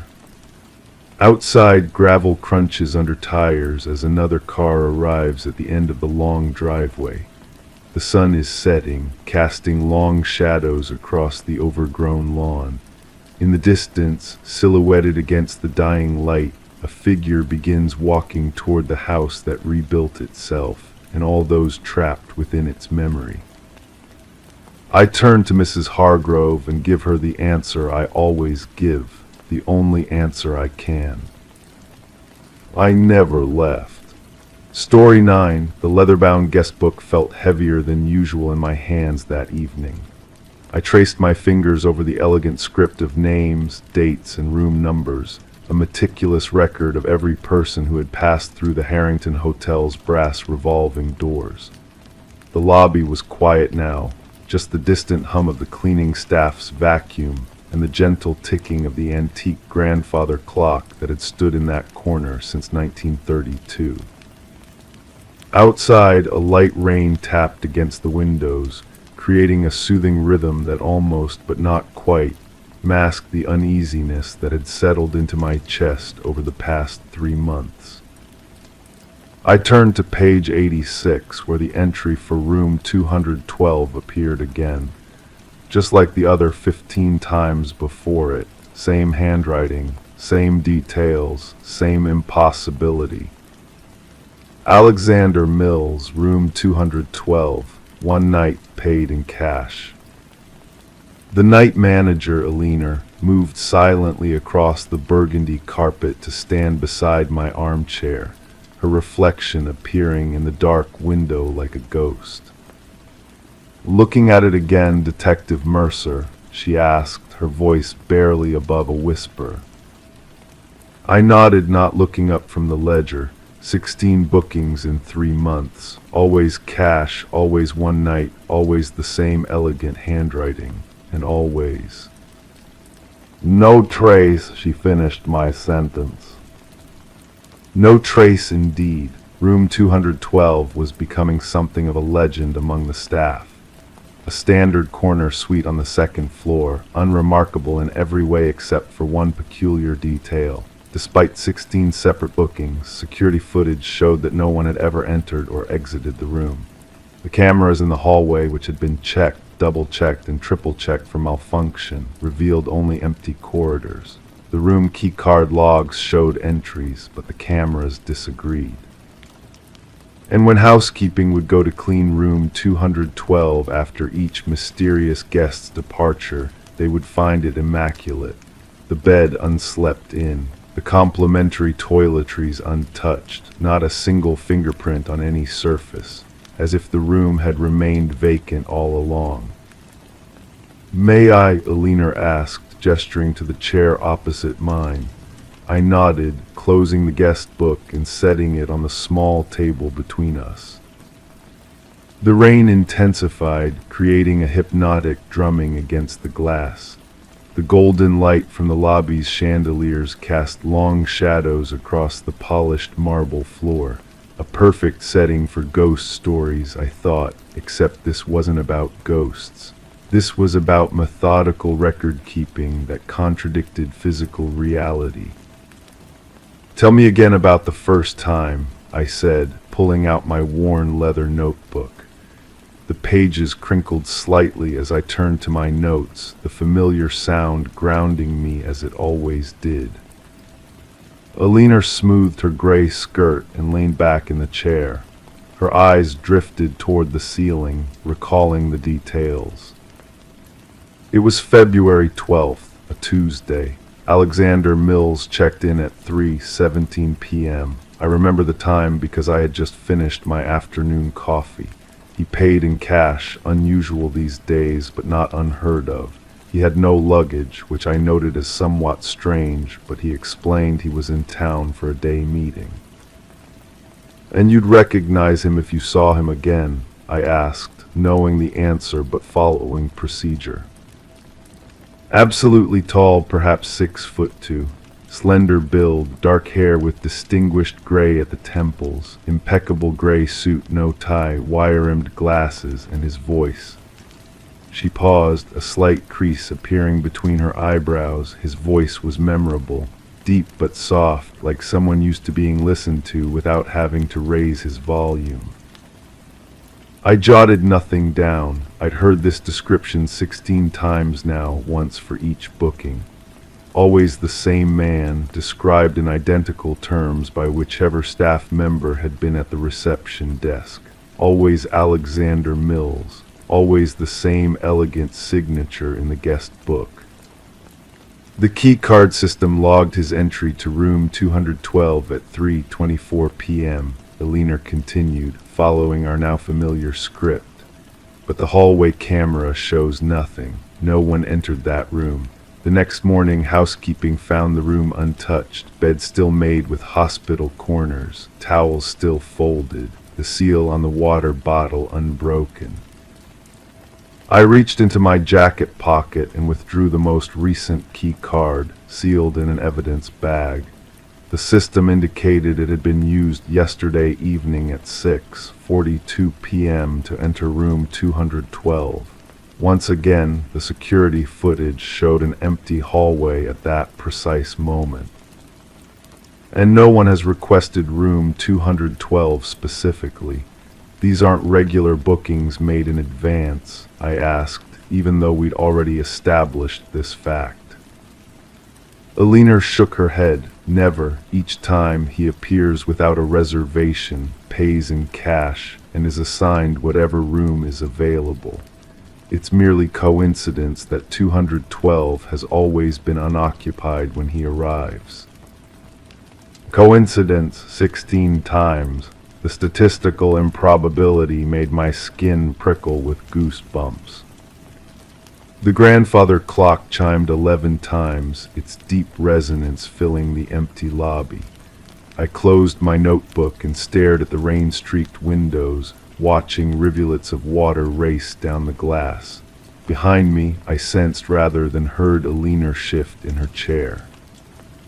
"Detective," she said, her voice lower now, "there's something I haven't told you, something I noticed only yesterday."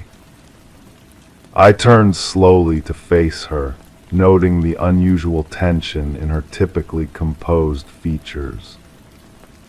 Every time Alexander Mills has stayed in room 212, something has happened in the city, something significant. My pulse quickened slightly, but I kept my expression neutral. What kind of something?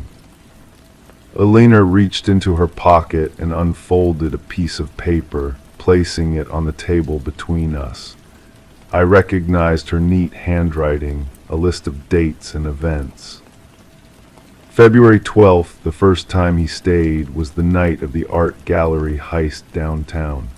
March 3rd, his second visit, coincided with the disappearance of Judge Holloway's wife.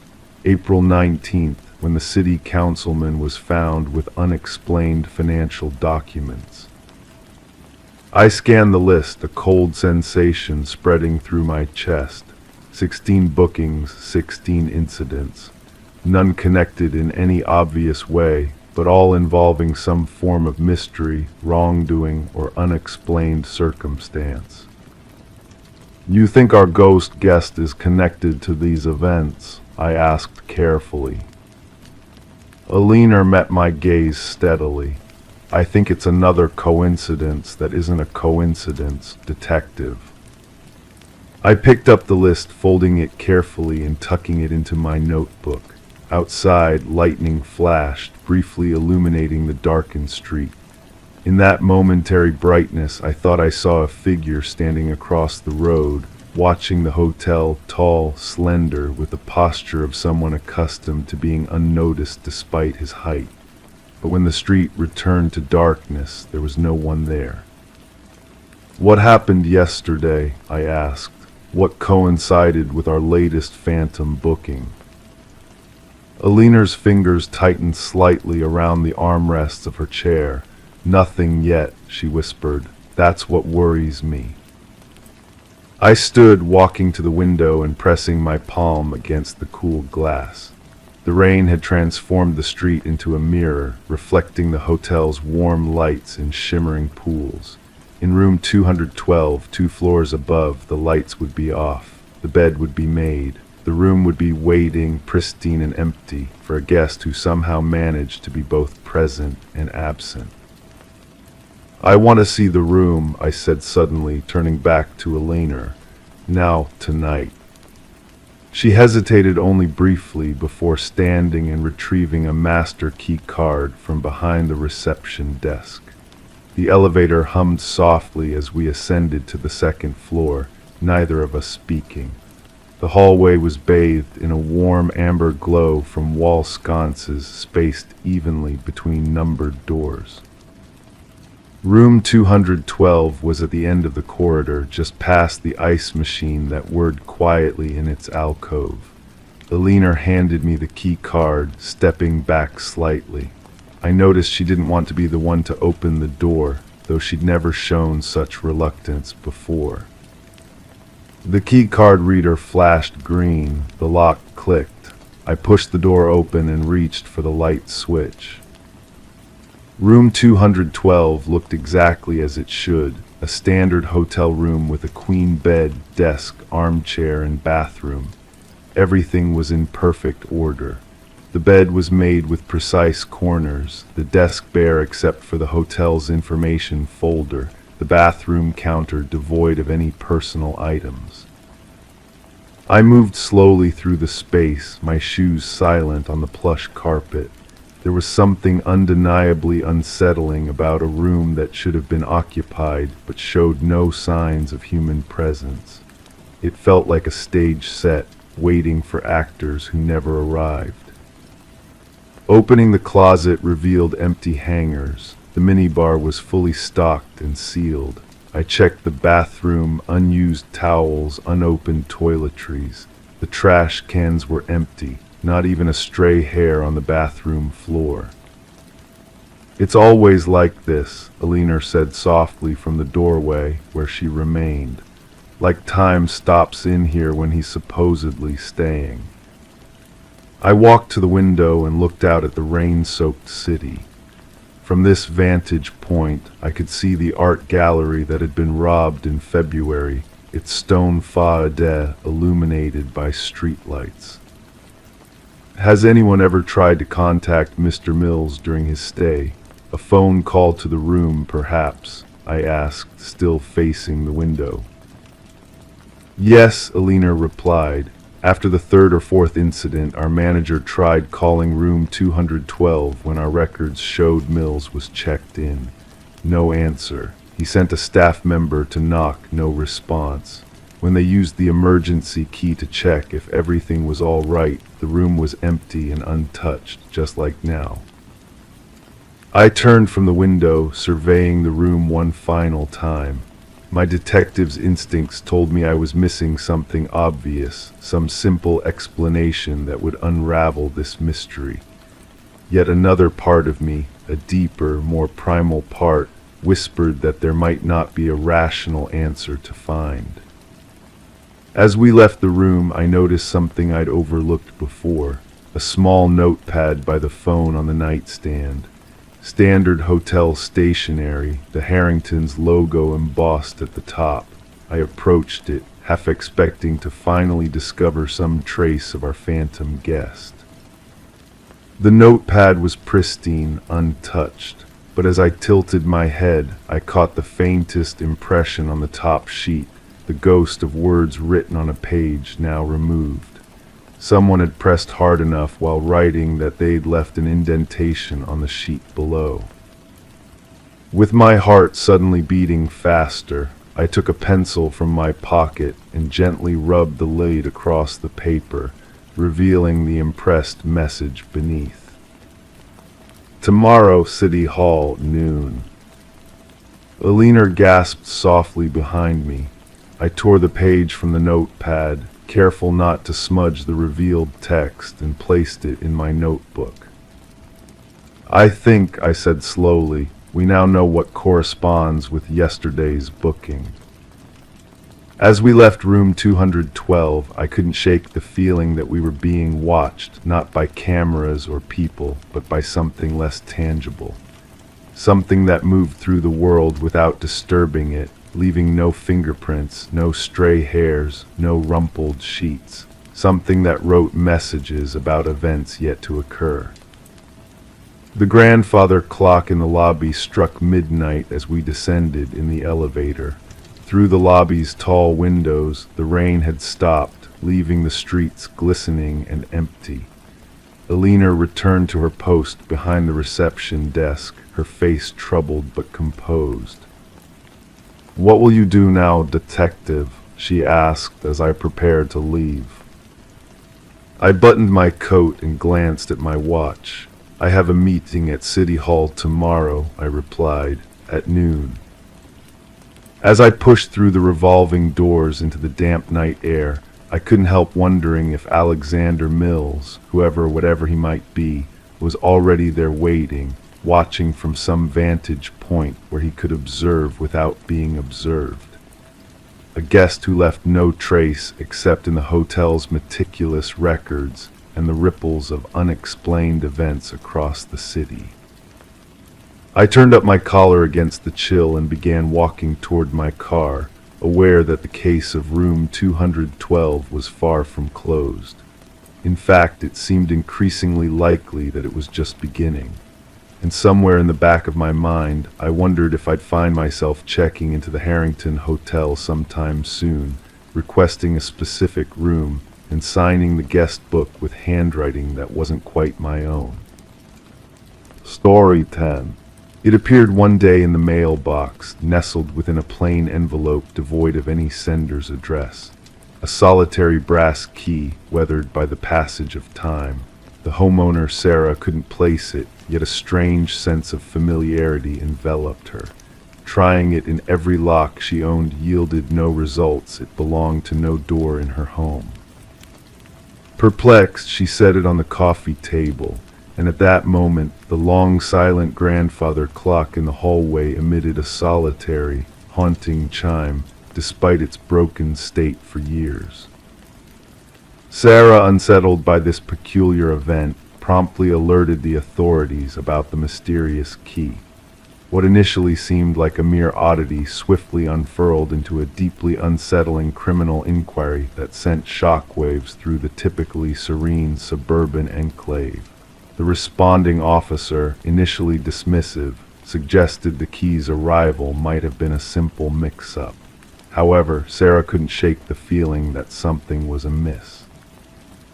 Reluctantly, the officer took the key as evidence, placing it in a small evidence bag, a seemingly insignificant item that would ultimately become the linchpin of a sprawling investigation. The case file found its way to Detective Robert Harmon during the morning briefing. A seasoned investigator with the Special Victims Unit, Harmon possessed a knack for identifying cases that transcended their innocuous beginnings. The unassuming brass key sat on his desk, its presence subtly disquieting. Sarah's background check revealed no criminal past, a retired high school teacher, widowed, with grown children living afar. Her financial records, phone logs, and online activity yielded nothing suspicious. She appeared precisely as she claimed an unwitting recipient of something inexplicable. Forensic analysis of the key unearthed only Sarah's fingerprints. The envelope divulged nothing beyond a nondescript postmark from a regional distribution center. No DNA traces or clues. The key itself, a standard Schlage, well used and likely aged several years, offered no immediate revelations. A breakthrough emerged unexpectedly when Harmon decided to run the key's unique bidding pattern through the department database. A cold case from 7 years prior surfaced, featuring an identical key pattern linked to a storage unit where investigators had unearthed unsettling evidence: bloodied carpet, tools for cutting, and images of unidentified women. The original investigation had stalled due to insufficient evidence to pinpoint a suspect. Harmon delved into the dusty case files, revealing a web of unsolved mysteries. The storage unit had been rented under a false identity, with payment made in cash. Surveillance footage had long been erased, and the evidence collected had only yielded partial DNA samples with no matches in criminal databases. Photographs discovered in the storage unit depicted 5 unconscious women, 3 of whom remained unidentified and missing. Their cases lingered open, classified as suspected homicides without bodies. When shown the pictures, Sarah couldn't identify any of the women. As the investigation deepened, Sarah fortified her home with new locks and a security system, consumed by the question, why had this key been sent to her? Harmon ordered a fresh analysis of the original evidence using advanced techniques.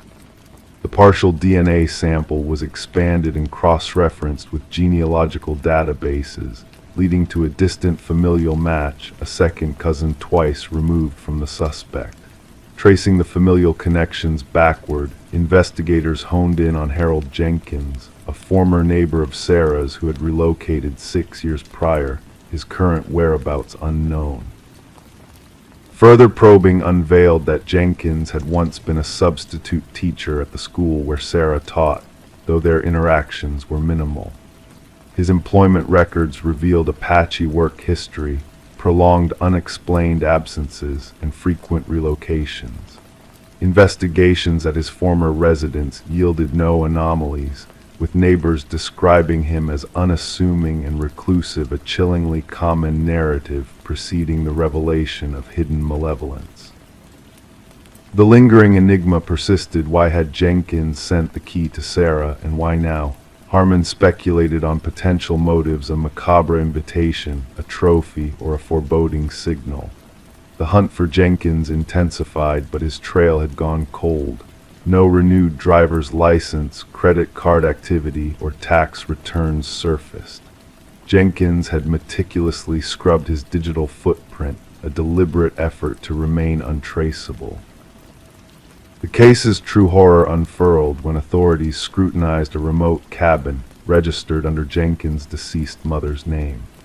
Beneath the aged floorboards lay a concealed chamber accessible only through a secret trapdoor. Inside, meticulously arranged shelves housed a plethora of identical brass keys, each engraved with a name and date. 5 keys corresponded to the women in the photographs, while the remaining 27 keys hinted at a harrowing tally of additional victims previously unknown to law enforcement. Buried behind the cabin, forensic teams unearthed human remains, triggering a weeks-long excavation that unveiled multiple bodies in varying stages of decay. As the nationwide manhunt for Jenkins escalated, Sarah found herself under constant protection, fearing the malevolent specter that had touched her life so closely. Behavioral analysts theorized that the key symbolized a twisted acknowledgement, with Jenkins singling out Sarah to appreciate his ghastly deeds. Dubbed the Keymaster by the press, Jenkins' name reverberated through national headlines, instilling fear in a community grappling with the revelation of hidden horrors. Tracking dogs traced descent from the cabin into the surrounding wilds, while search teams scoured dense forests. Thermal imaging drones surveyed impassable terrains, amplifying the intensity of the manhunt, one of the region's largest. A chance encounter with a wildlife photographer in remote woods captured a fleeting image resembling Jenkins, prompting authorities to tighten their net. The final standoff unfolded as a patrol officer encountered Jenkins attempting to traverse a river. Refusing to surrender, Jenkins retreated to a derelict fire observation tower, barricading himself within. Hours of negotiation yielded no response, culminating in a tactical breach that discovered Jenkins lifeless from self-inflicted wounds. Beside him lay a journal detailing his gruesome acts, alongside a brass key akin to the one Sarah had received. Inside a waterproof container lay a trove of evidence photographs, maps marking burial sites, and personal effects stripped from victims, a meticulously preserved testament to almost a decade of atrocities. The journal's parting words were directed at Sarah, the object of Jenkins' twisted fixation. Her ignorance contrasted against his meticulous observation. The ensuing investigation unmasked 32 victims, bringing answers to families long haunted by uncertainty, though the closure bore the unbearable weight of confirmed loss. Sarah never returned to her home, unable to reconcile the proximity of horror to her once ordinary life. The grandfather clock, an unwitting informant, was revealed to contain a concealed wireless receiver Jenkins had surveilled, waiting for the moment Sarah received his gift. The case endures as a chilling example of predatory malevolence shrouded by normalcy. Psychologists pore over Jenkins' writings, striving to identify early signs of similar offenders. Somewhere in an evidence vault, a hushed collection of brass keys stands as a silent testament to lives, truncated, a grim reminder that some truths remain locked behind unassuming exteriors. Story 11: The Enigmatic Doll. In the dimly lit attic, hidden beneath a worn and frayed blanket, they stumbled upon it. A porcelain doll, fragile and ancient, with its piercing blue eyes wide open, gazing into the unknown. Sarah and Michael, a young couple, uncovered this mysterious relic, a forgotten treasure of a bygone era. They shared a chuckle, dismissing it as just another relic of the past.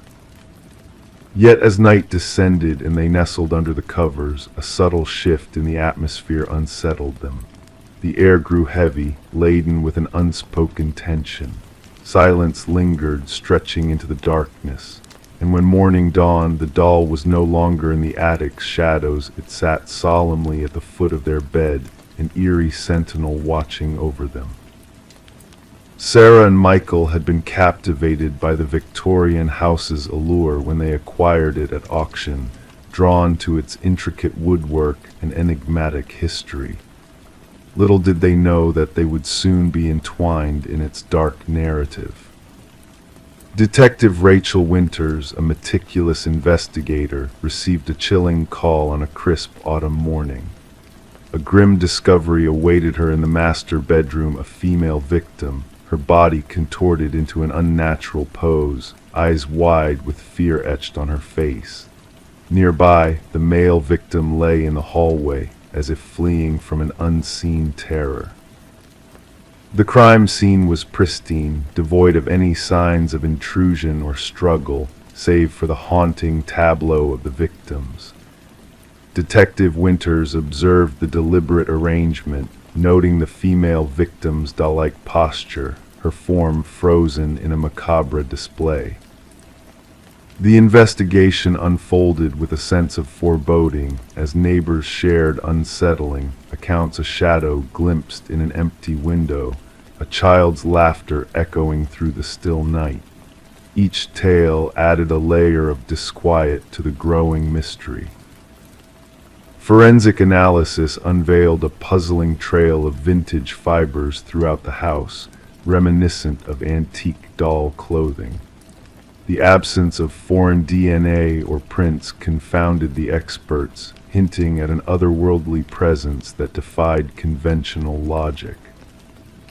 Delving into the property's murky past, Detective Winters unearthed a pattern of tragedy, previous owners meeting untimely fates under inexplicable circumstances. Whispers of spectral encounters and eerie phenomena haunted the house's history, shrouding it in a cloak of dread. A forgotten newspaper clipping led to a revelation: a tormented doll maker, his final creation rumored to harbor a malevolent spirit. The missing doll, a key piece in the puzzle, linked the past to the present with spectral threads that refused to be severed. As the investigation unraveled, a specter of fear loomed over the case, defying rational explanation. The enigmatic doll, a harbinger of misfortune, remained elusive, its presence felt but never seen. Detective Winters, driven by an insatiable curiosity, ventured into the shadows of the past, seeking answers that eluded her grasp. A chance encounter with a descendant of the doll maker unveiled dark secrets, ancient rituals, forbidden knowledge, and a chilling legacy of haunted creations. The case reached a standstill, its enigma unsolved, its secrets locked within the walls of the house. Detective Winters, marked by the ordeal, made a final decision to safeguard the doll as evidence, its porcelain gaze a silent witness to the unexplained. Yet fate had other plans. The night after the doll's confinement, the detective's office was breached, the cabinet emptied of its eerie contents. Detective Winters awoke, her memories fragmented, lost in a haze of uncertainty. The house passed into new hands, its troubled past a whispered rumor among the wary. The attic, once a chamber of secrets, now stood barren, a void echoing with the remnants of a bygone tragedy. And so the enigmatic doll vanished into the shadows, leaving behind a legacy of unanswered questions and lingering whispers. Detective Winters, burdened by the weight of the unsolved, took her leave, carrying with her a solemn reminder of the past. The new owners, wise to the house's haunted history, chose to let the attic lie undisturbed, a silent testament to the mysteries that lurked within its walls. Yet on quiet nights, a faint laughter would drift through the stillness, a ghostly echo of a child's playful spirit, forever bound to the enigmatic doll of ages past. Story 12. In the quiet stillness of a forgotten Polaroid, secrets lingered, waiting to be unearthed. Decades had passed since the snapshot captured a birthday scene, faces frozen in smiles, candles flickering innocently. Yet within the confines of that old photograph, a mystery lurked, hidden in plain sight. When the daughter inherited the box of memories, she stumbled upon it, a shape in the background, a man cloaked in shadows, standing just beyond the glow of the candles. He was not a familiar face, not a part of the gathered family. No one recalled his presence, yet in each photo he crept closer, his presence growing more pronounced. Sarah Winters, grieving the loss of her mother, found herself drawn into a chilling enigma as she sifted through the collection of faded photographs in the attic. What should have been a journey through cherished moments of the past turned into a descent into darkness. The first photo revealed him faintly, a mere silhouette lingering on the outskirts of her 7th birthday party. The figure, obscured and watching, stood by the glass door, a silent observer. In the subsequent images, he inched his way closer, a phantom presence unnoticed by those captured in the frames. Disturbed and unsettled, Sarah reached out to her father, her voice trembling with unease as she confronted the enigma of the mysterious man in the background. His response was a mix of disbelief and concern, denying the existence of any outsider in their cherished memories. Desperate for answers, Sarah shared the haunting photos with her father, only to be met with a shaken acknowledgement of the inexplicable presence. Seeking solace in the arms of truth, Sarah turned to Detective Marcus Reed, a seasoned investigator with a weathered demeanor that belied his keen insight. As she laid out the evidence before him, the photographs whispering tales of hidden secrets, the detective's scrutiny revealed a pattern, a progression that defied logic. The shadowy figure, unnoticed by all, seemed to move purposefully through the captured moments, drawing closer to the unsuspecting children with each frame. Despite initial skepticism, the detective delved into the mystery, uncovering a web of deceit and horror that spanned decades. The figure in the photos, elusive and haunting, bore a resemblance to a man long gone, Robert Keller, a maintenance worker with a dark past linked to unsolved child abductions. As the pieces of the puzzle fell into place, a chilling truth emerged, connecting the dots of tragedies long buried in the past. Through painstaking investigation and technological enhancements, the veil of mystery began to lift, revealing the sinister reality behind the hidden figure. Dental records, long-forgotten scars, and distinctive markings painted a portrait of a predator who had roamed undetected, leaving behind a trail of devastation. The shadows of the past were brought into the harsh light of justice, as the man in the photos was unmasked for the monster he truly was. Sarah's world crumbled as the revelations unfolded, each piece of evidence a dagger to her heart. The remains of a missing child, finally identified after years of uncertainty, served as a grim reminder of the atrocities committed by the shadow in the photographs. As she gazed at the final birthday picture, the warmth of the candles contrasting with the chilling presence behind her younger self, Sarah felt a shiver run down her spine.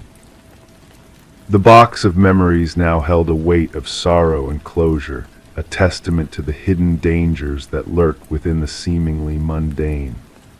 The figure in the photos, once a spectral enigma, now stood exposed in all his malevolence, his legacy of pain and loss laid bare for all to see. As Sarah closed the lid on the box, the echoes of the past whispered a haunting lullaby, a reminder that even in the darkest corners of memory, truth will eventually come to light, unraveling the mysteries that lie hidden in the shadows of time. Story 13. The gentle current whispered softly that morning, the water reflecting the sky like a mirror, smooth and serene. The fisherman's eyes scanned the tranquil surface, almost missing the curious sight of a solitary suitcase bobbing near the shore. At first glance, it seemed like a mere discard, perhaps a pile of worn-out clothes abandoned by the careless hands of fate. But as he cautiously approached, a pungent odor crept into his senses, thick, clinging, and unmistakable. The case was entwined in chains, its once vibrant edges now weathered and rusted from the relentless kiss of time. When the authorities pried it open, they were not met with fabric or trinkets. Instead, they found a haunting sight: locks of hair clinging to lifeless fingers, frozen in a ghastly embrace. And nestled at the bottom, a cryptic note that sent chills down their spines: "This isn't the first." Detective Sarah Mercer arrived at the scene, a delicate handkerchief pressed to her nose, her gaze somber as she took in the grim tableau before her. The victim, a woman in her mid-30s, with dark tresses and skin now pallid and mottled from the watery embrace, lay still under the watchful eye of the medical examiner. Every meticulous detail was catalogued before the body was tenderly lifted from its resting place. Amidst the somber silence, what struck Mercer most was not the manner of disposal, but the eerie sense of care taken with the victim's appearance: manicured nails, recently styled locks, clad in garments of luxury. "She was not ended here," Mercer murmured softly, her eyes tracing the gentle lapping of the water against the shore. She was readied, presented. The victim was soon identified as Catherine Walsh, a successful real estate agent renowned for her expertise in selling opulent properties. Divorced, childless, she dwelled alone in an exclusive neighborhood, her solitude veiled by a facade of ambition, precision, and secrecy. Colleagues spoke of her with reverence, recounting tales of her unwavering dedication to her craft.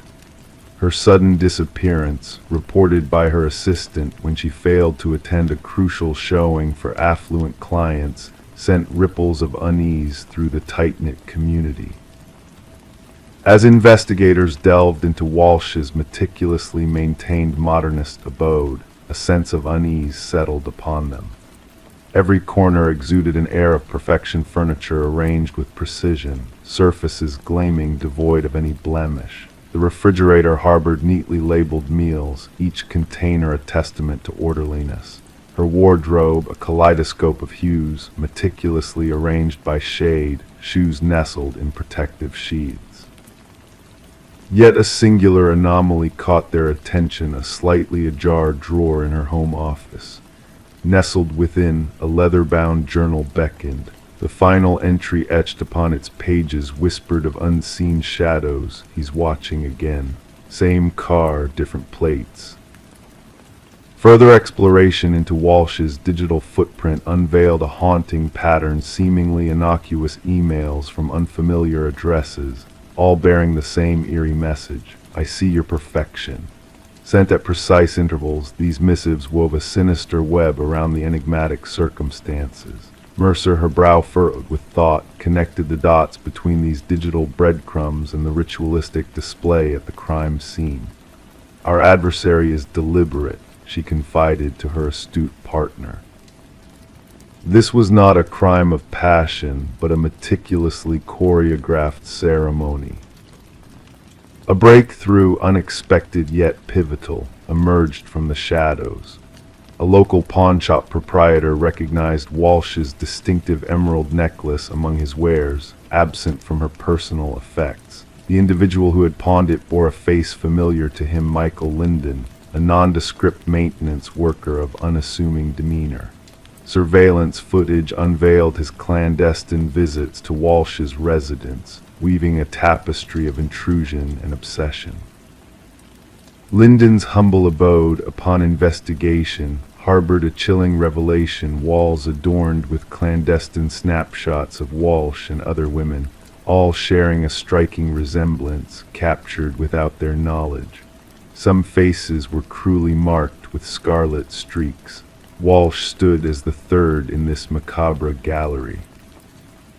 Hidden behind a veil of normalcy in his closet, investigators unearthed a shrine of horrors: a macabre collection of artifacts belonging to each victim, meticulously arranged with macabre precision.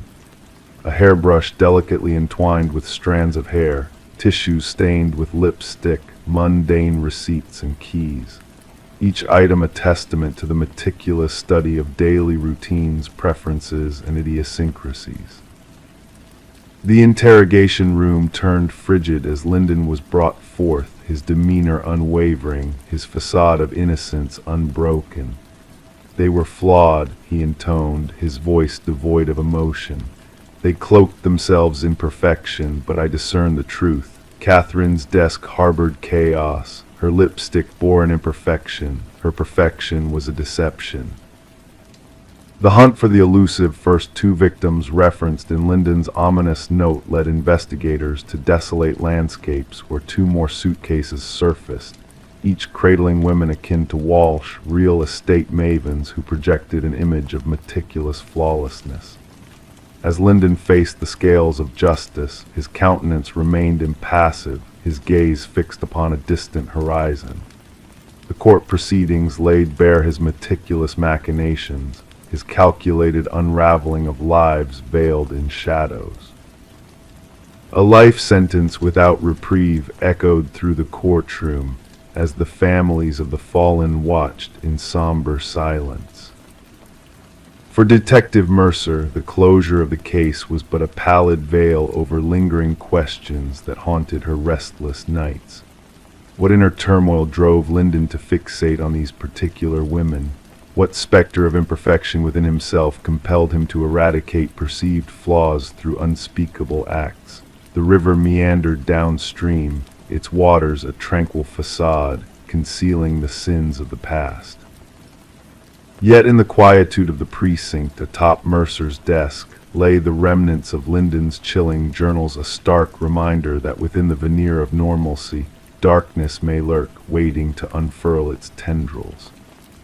In the shadows of ordinary lives, the most insidious predators may lie in wait, their gaze unflinching, their patience unyielding, poised to strike at the slightest hint of vulnerability.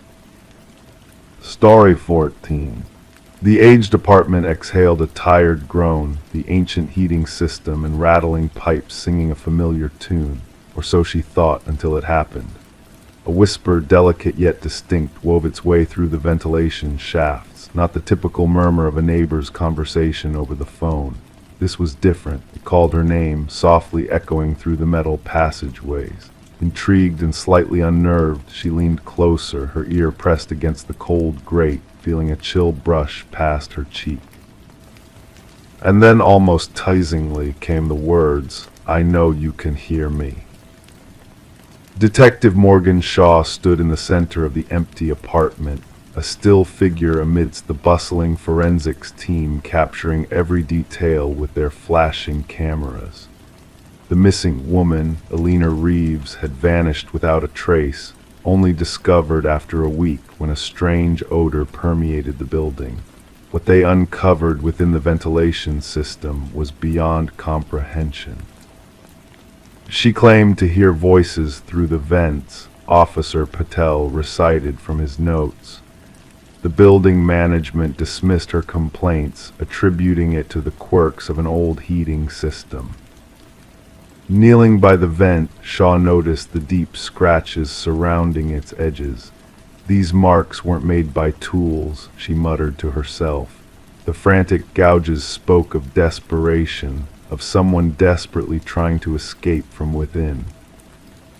Alina was a beloved kindergarten teacher, known for her warm smile and thriving houseplants. Her absence was felt by all, from her concerned students to her worried sister who had reported her disappearance. During the investigation, Alina's sister revealed how she had become increasingly paranoid, convinced that unseen eyes were watching her, voices speaking to her through the vents, a detail that now took on a sinister significance. The apartment, once a place of warmth and comfort, now held a chilling aura. Shaw observed the meticulous arrangement of the room, the untouched bed, the neglected coffee mug in the sink, the chair positioned beneath the vent as if waiting for a listener. As the investigation progressed, unsettling pieces of the puzzle emerged. Fibers from Alina's clothing were found in the vent. A foreign fingerprint marked the inside of the cover, and eerie audio recordings from Alina's phone unveiled a haunting dialogue between her and an unseen presence. Delving into the building's history revealed a disturbing pattern. Previous tenants had fled the premises, citing strange noises and hallucinations of voices beckoning from the walls. The building superintendent, Harold Weber, appeared cooperative but evasive, his facade crumbling when questioned about the occupants of apartment 4B. A breakthrough came when a concealed passage was discovered in Aliner's bathroom, leading to a hidden maintenance crawl space within the walls. Inside, a cache of personal items hinted at a voyeuristic presence lurking within the building, observing, listening, and whispering. Further evidence incriminated Weber, exposing his meticulously kept records and voyeuristic collection of mementos from past residents. His arrest shed light on a dark truth, a predator who had preyed on unsuspecting individuals, coaxing them into the shadows with promises of companionship within the walls. Weber's calm demeanor during interrogation belied a chilling conviction that he was merely a vessel for the building's voice, a conduit for the whispers that lured his victims to their doom. Aliner's fate was revealed to be a tragic descent into the depths of the ventilation system, guided by sedatives and false promises. The trial unveiled Weber's meticulously planned web of deceit, leading to a swift verdict of guilt on all charges. As he was escorted away, a sinister smile played on his lips, his parting words echoing in Shaw's mind, a chilling reminder that the whispers never truly fade. The once haunted apartment building now stands empty, its walls holding secrets that refuse to be silenced. Despite efforts to erase the past with renovations and fresh paint, the whispers persist. Residents speak of eerie sounds echoing through the vents, of unseen voices that linger in the shadows. The building continues its symphony of groans and rattles, a haunting melody that echoes through the empty halls, a reminder of the darkness that once dwelled within. Story 15: The Unseen Watcher. She never enjoyed venturing into the attic, but when a fierce storm caused a leak in the roof, she had no other option. As she climbed the creaky stairs, a sense of unease settled within her. The attic was a realm of forgotten treasures, cloaked in layers of dust and veils of cobwebs. Among the shadows in the farthest corner stood an ancient dollhouse, its intricate details shrouded in mystery. Each minuscule piece of furniture was meticulously arranged, as if frozen in time. But her curiosity soon turned to dread as she peered into the miniature rooms. The figures within were not mere dolls, they were tiny, hand-carved replicas of her own family. Every detail was uncannily accurate, from the father's graying hair to the mother's delicate birthmark. Yet one figure stood out, the figure meant to represent her. Instead of sitting as expected, it stood near the attic door, a silent sentinel in the shadows. Rebecca Morgan's trembling finger traced the roof of the dollhouse, lingering over the spot where the tiny wooden figure stood. A chill crept through her, unrelated to the draft whispering through the rafters. This dollhouse didn't belong here. This wasn't her childhood home. It was a temporary abode her family had recently moved into. The unsettling discovery prompted Rebecca to make a frantic call to the authorities. When Detective Sarah Harmon and her team arrived at the suburban residence, they found a family in distress, huddled in fear, reluctant to return upstairs. At first, the detective dismissed their apprehensions as mere paranoia or a cruel prank, but the eerie precision of the miniature figures left her with a sense of foreboding. Forensic analysis revealed fingerprints on the dollhouse that didn't match any family member. Even more disturbing were the microscopic cameras hidden within the figure's eyes, all connected to a complex surveillance system concealed beneath the dollhouse. The Morgans' movements had been meticulously recorded, mirroring their daily routines with alarming accuracy. It wasn't just stalking, Detective Harmon later reflected. It was an obsession beyond comprehension. The investigation took a dark turn when a hidden entrance to the basement was uncovered, revealing a secret living space where someone had been residing undetected for weeks. Food wrappers, water bottles, and a sleeping bag hinted at the intruder's prolonged presence. The absence of forced entry confounded investigators, as the property had been vacant for a year before the Morgans' arrival. The trail led to Martin Wells, the son of the deceased former owners, who had orchestrated a twisted scheme to maintain control over the house. He had been living in the shadows, observing the new tenants through his intricate dollhouse surveillance. Wells's apartment held a chilling trove of photographs and journals detailing the lives of multiple families in the area. Each dollhouse represented a different home, a twisted shrine to his possessive fixation. During interrogation, his calm demeanor masked a deep-seated delusion of ownership and control over the properties. The revelation shook Rebecca to her core. The violation of privacy, the sense of being watched and manipulated, haunted her long after they left the house behind.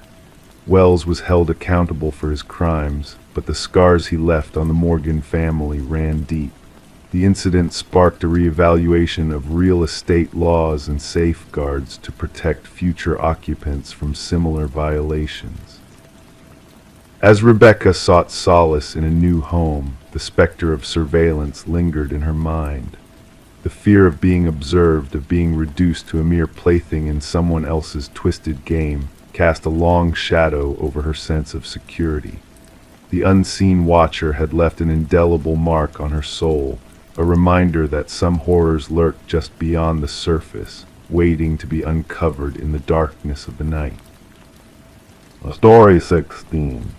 The aged envelope exuded a sense of history, its once white edges now tinged with a soft yellow hue, a stark contrast to the crispness of the freshly stamped postage, marking its recent journey through the postal system. With a careful hand, the detective unfolded the envelope, revealing a single sheet of paper within. The message, typed in a hurried and uneven script, read, "I am sorry for what I did."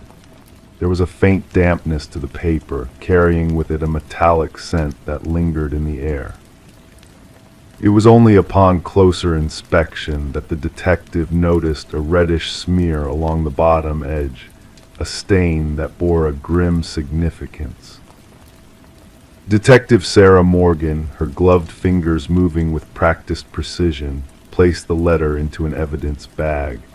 The forensics team had already confirmed her suspicions the reddish stain was human blood, a chilling connection to an unsolved homicide case that had haunted the department for years.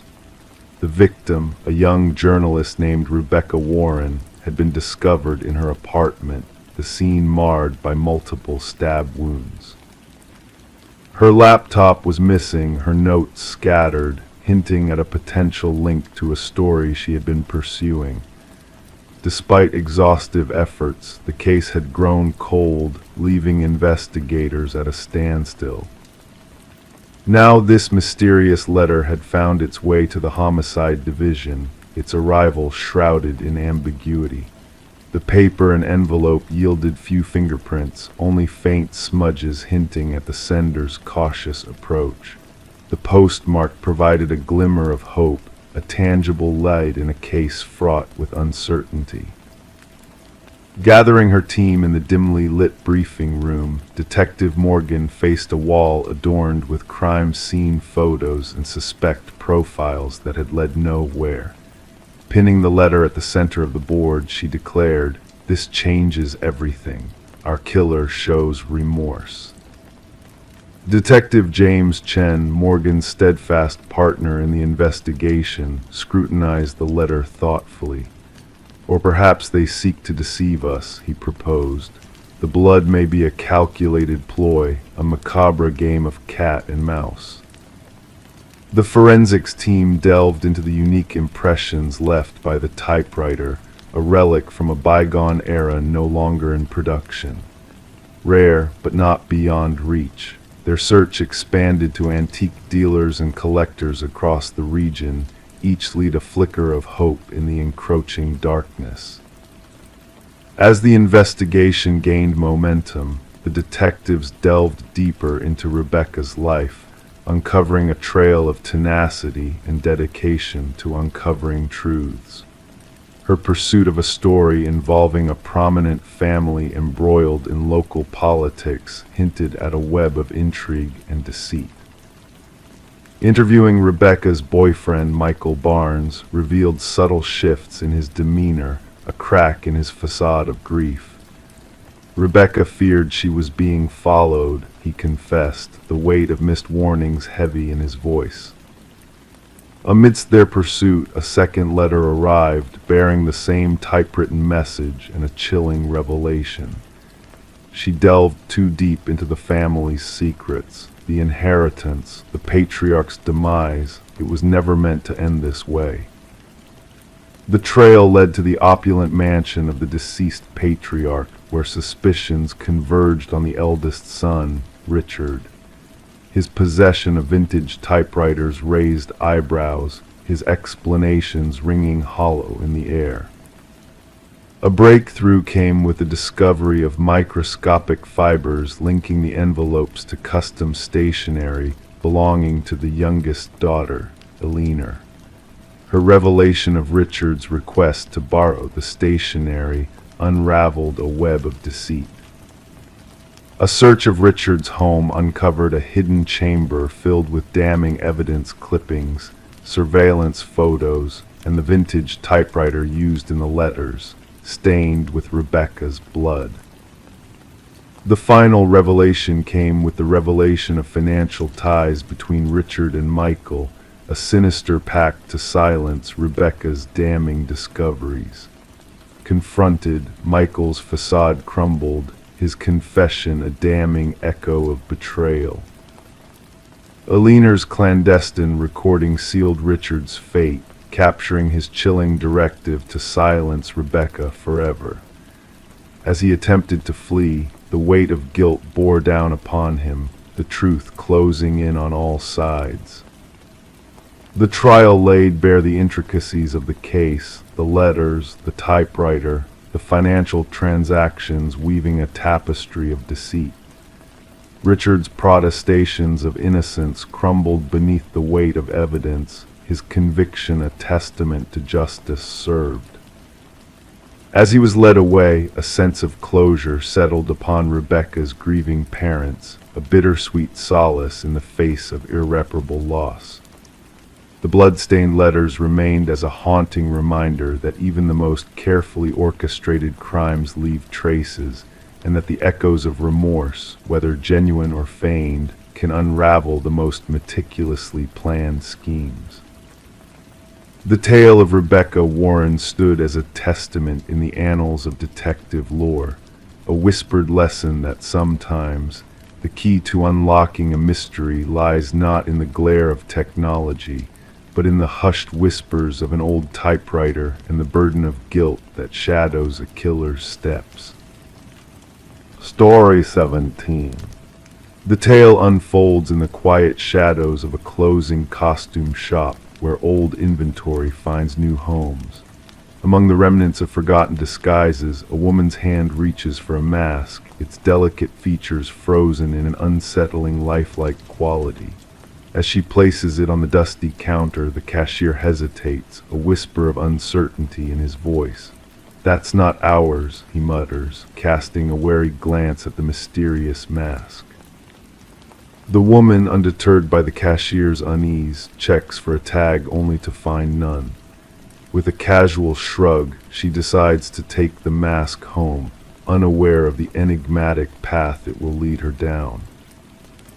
In the dead of night, a soft sound rouses her from slumber, a gentle whisper of fabric shifting.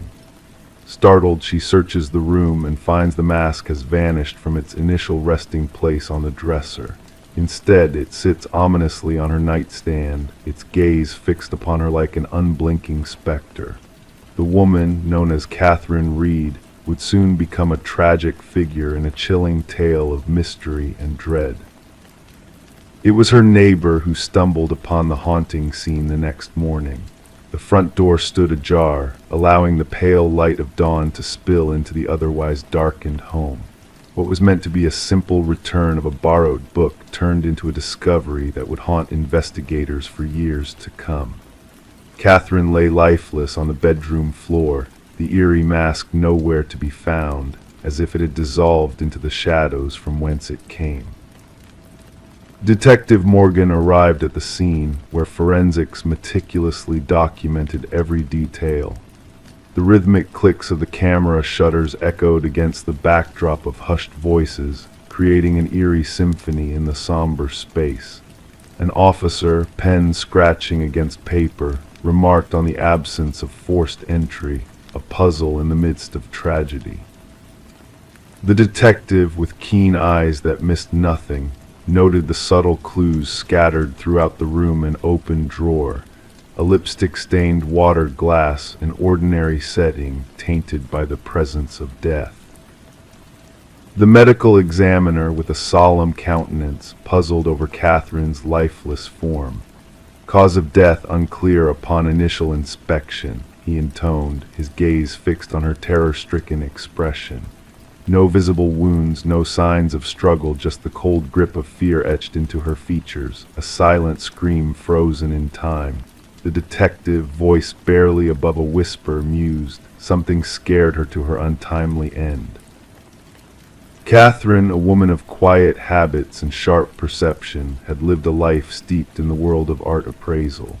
Her colleagues spoke of her keen eye for authenticity, her ability to discern truth from deception with a single glance.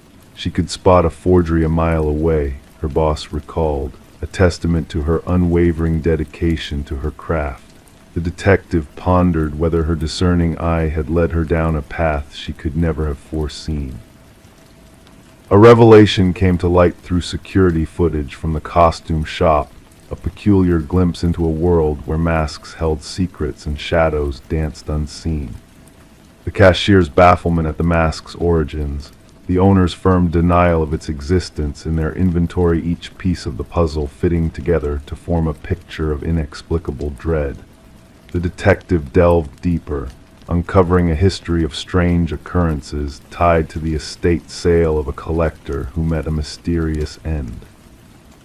Forensics unearthed a crucial clue in the form of microscopic fibers entwined in Catherine's fingertips, an otherworldly thread connecting her to a realm of darkness beyond comprehension. The lab technician's words hung heavy in the air, describing fibers woven from human hair and an organic substance defying identification, a tapestry of unknown origins, a thread linking past to present in a macabre dance of fate. The trail of death led the investigator to a chilling revelation, a series of unsolved cases spanning decades, each victim linked by a common thread: the acquisition of an eerie mask, the harbinger of their demise. The retired detective, a relic of a bygone era of investigations, shared a grim truth hidden within the folds of time. Ancient symbols inscribed within the masks, a scholar's warning of a ritual shrouded in darkness, in despair a cycle of soul transference that defied reason and logic. A journal concealed in the depths of Catherine's home unveiled the horror that had befallen her, a descent into madness fueled by the malevolent presence of the mask. Her frantic scribbles spoke of unseen forces at play, of a malevolent entity that hungered for souls, moving from one vessel to the next in a relentless pursuit of fear and death. The detective, confronted with the stark reality of the supernatural, pieced together the fragments of a puzzle too horrifying to contemplate. The medical examiner's final pronouncement brought a chilling clarity to the case. Catherine's demise was not at the hands of mortal deeds, but the insidious touch of fear itself, a terror so profound it silenced her heart in a single beat. What specter could evoke such primal dread, such unutterable horror that life itself ceased to beat within her chest? As the investigation unfolded, a surveillance tape from a vigilant neighbor revealed a sight that chilled the blood: a figure cloaked in darkness, wearing the mask of Catherine with a twisted mimicry of life. The detectives alert for the missing mask went unanswered, its whereabouts shrouded in mystery until whispers emerged of its reappearance in a distant vintage shop. By the time authorities arrived, it had slipped through their grasp, a phantom in the night, eluding capture and slipping back into the shadows. The unsolved case lingers in the detective's thoughts, a reminder of the darkness that lurks beyond the veil of reality. Catherine's journal, a testament to a truth too bizarre for official records, rests in a drawer as a silent warning of the mask's malevolent power.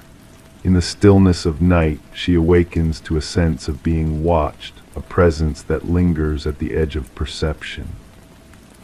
She secures her windows, bolsters her doors, and prays that the mask will not find its way to another unsuspecting soul, hungry for the essence of life that dwells behind mortal eyes. The mask waits in the shadows, a silent sentinel of a timeless curse that spans centuries, a vessel seeking to be filled, moving inexorably from victim to victim in a macabre waltz of death and rebirth. It watches, it waits, its empty eyes fixed on the living, craving the essence that sustains their fragile existence. And when it finds its next host, another chapter in its dark legacy will unfold a tale of terror and tragedy, written in blood and whispered in the chilling silence of the night. Story 18. The old wooden plank gave way under her weight, a subtle shift that caught her attention. Stooping down, she traced her fingers along the edges, sensing the hidden void beneath the seemingly solid floor. With cautious precision, she pried up the boards, revealing a dark, mysterious space concealed beneath the foundation of her new home. At first, all she saw was dust and cobwebs, the silence of the hidden chamber enveloping her. But as her eyes adjusted to the dim light, shapes began to emerge from the shadows. A mattress, a chair, and in the corner, a worn notebook filled with pages bearing a single name, her own, written over and over again. Detective Morgan Reed stood silently behind Sarah Coleman as she peered into the abyss beneath her quaint cottage. The fear in Sarah's gaze spoke volumes, a fear that transcended mere surprise at the discovery of a secret room. It was a fear born of violated safety, of an unwelcome intrusion into what should have been a fresh start. Touch nothing else, Detective Reed's voice was calm yet commanding, a beacon of authority in the murky darkness. With a click, her flashlight pierced the shadows, revealing walls adorned with photographs, surveillance snapshots capturing Sarah's every move, her every interaction. A shrine of obsession hidden beneath her very feet. Sarah had purchased the cottage from the estate of an elderly man named Walter Green, a recluse who had passed away, leaving no known kin. The property had sat empty for months before Sarah's arrival, its listing painting a picture of charm and minor refurbishments needed. No mention of the hidden room, no hint of the secrets lurking below. I never met him, the previous owner. Sarah's voice was a mere whisper. The neighbors said he kept to himself. I thought that basement was sealed off long ago. That's what the inspection report claimed. Crime scene investigators arrived, their footsteps echoing on the wooden floors as they set to work documenting every detail of the hidden chamber. Forensic experts combed through the space, unearthing a plethora of fingerprints all belonging to Walter Green. But what unnerved them most was the timeline that emerged, painting a picture of obsession that spanned years. He was watching you long before we even knew his name, the department psychologist mused during a debriefing. This was no passing infatuation. This was a meticulously crafted fixation.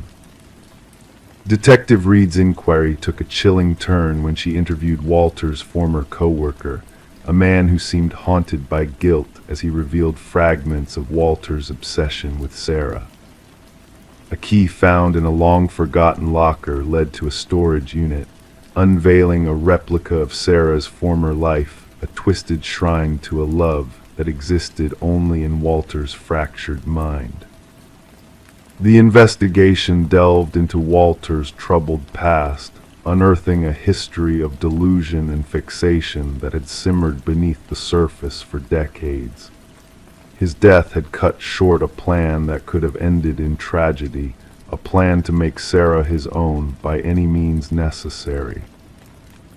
As Sarah stood in the echo of her violated sanctuary, she made the decision to leave, to sever ties with a home tainted by the specter of a man consumed by his own twisted desires. Detective Reed watched over her from afar, a silent guardian against the shadows that lingered. The cottage passed into new hands, its secrets buried beneath fresh layers of paint and new memories. Life moved on, but for those who knew the truth, the tale of the hidden room beneath the floor remained a haunting reminder of the darkness that can lurk just out of sight, of the monsters who walk among us, unseen until it's almost too late. Story 19. The motel stood as a relic of bygone days, a place where transient souls sought respite in the shadows of forgotten memories. The key the clerk slid across the counter held a weight of unspoken warnings, a silent plea to heed the unseen dangers that lurked within. Just avoid the last door on the left, his voice barely above a whisper, a cryptic message that stirred a dormant curiosity in her soul. That night, bathed in the flickering glow of dim hallway lights, she found herself drawn to the forbidden door.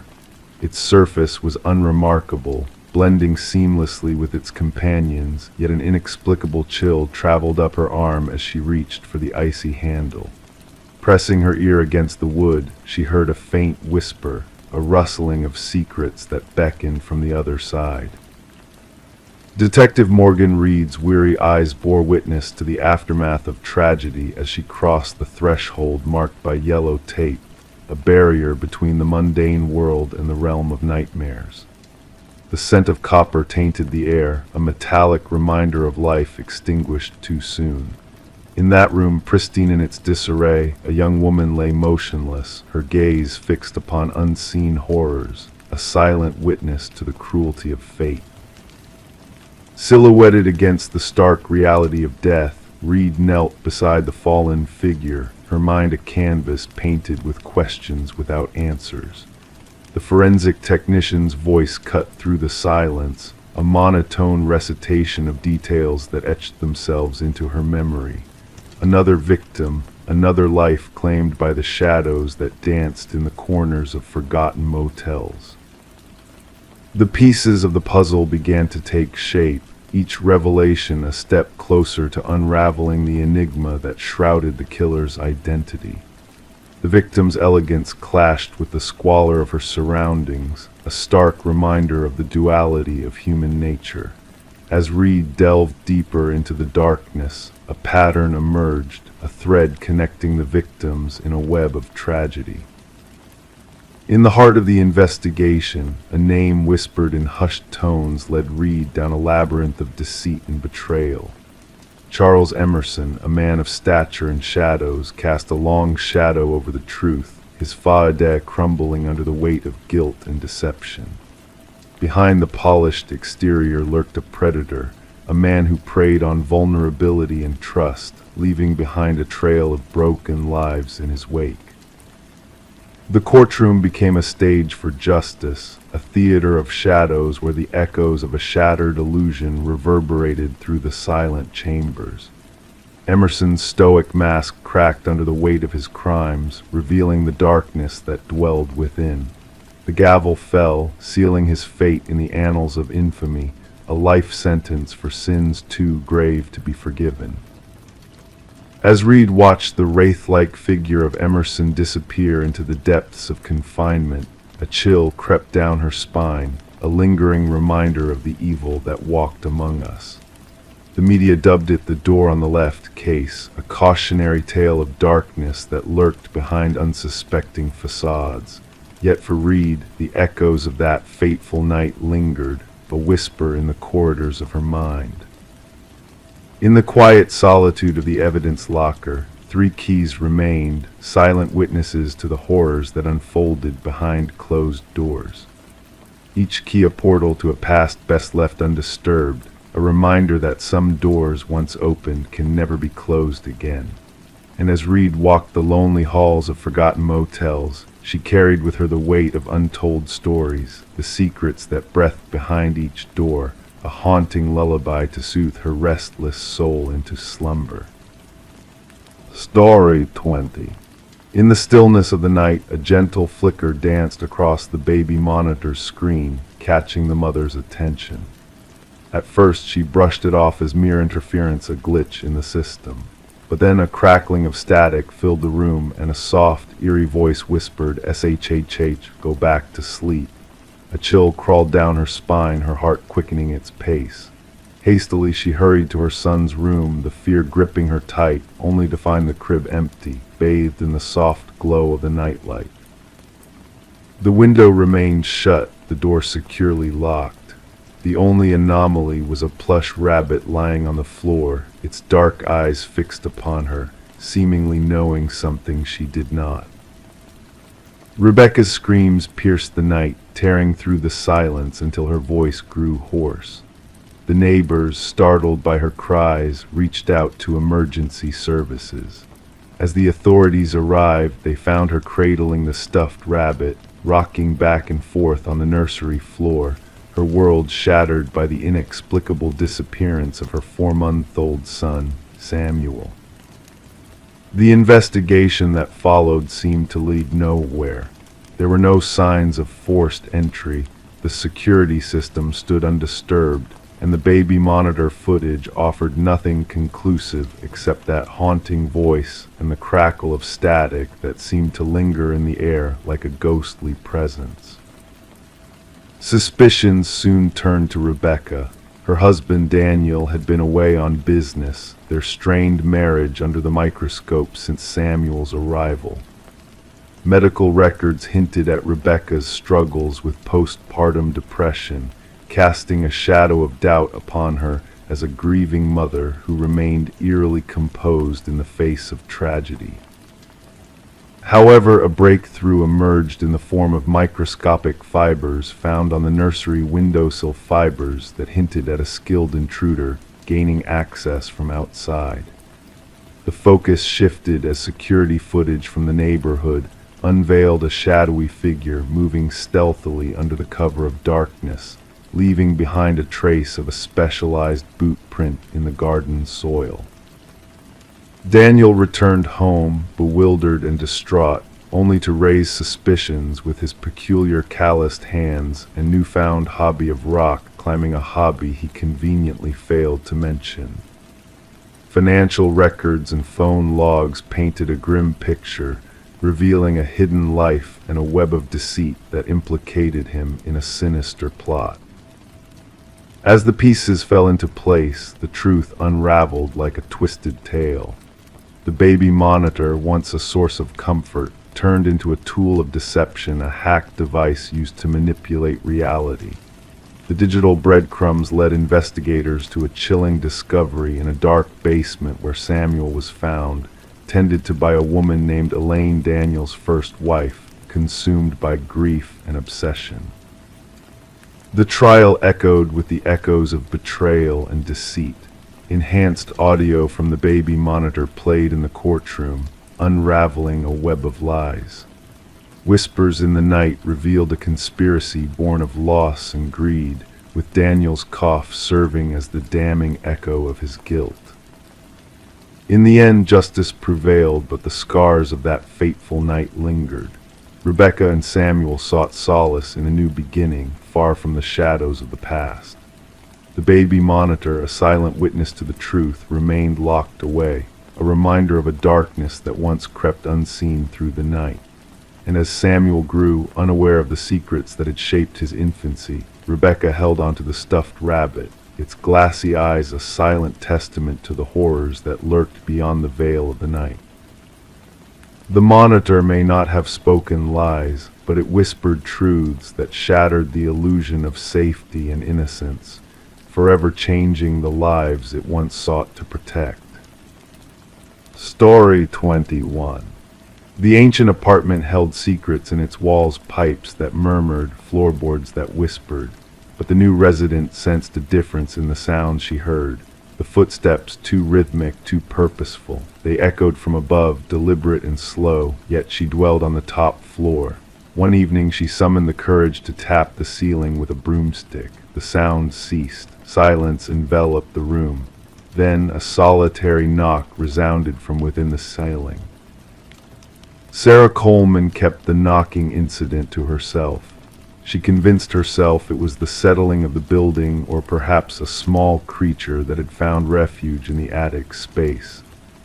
As the footsteps persisted each night, she adjusted, raising the volume of her television, wearing headphones to bed, anything to drown out the methodical footfalls that traversed her ceiling in the darkness.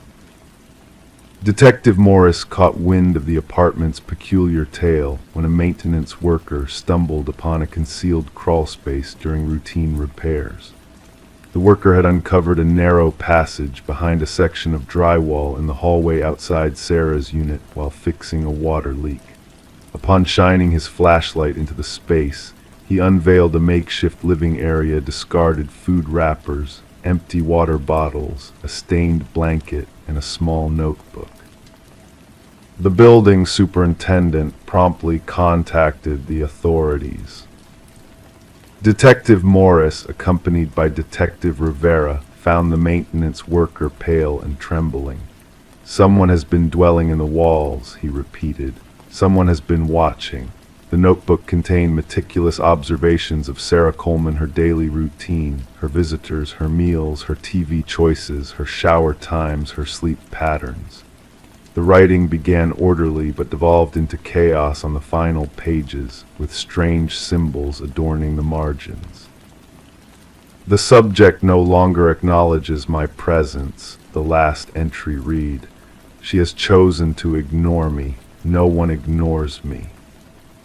Forensic teams scoured the crawlspace, uncovering fingerprints untraceable in any database. They unearthed a labyrinth of passages within the building's walls and ceilings, some dating back decades based on structural analysis. The passages linked to 5 different apartments, terminating in hidden vantage points, tiny apertures camouflaged as fixtures or minor damages in only one, Sarah Coleman's. Current residents were interviewed, reporting nothing beyond the usual apartment noises. However, former tenants painted a different picture. 3 previous inhabitants of Sarah's unit spoke of feeling watched or hearing unexplained movements. One resident had vacated after a mere 2 weeks. None had shared their encounters, fearing they'd be labeled paranoid. The case took a turn when forensics detected minuscule blood spatter in one of the crawl spaces. DNA testing tied it to Martin Weaver, a former resident who had vanished mysteriously 4 years prior.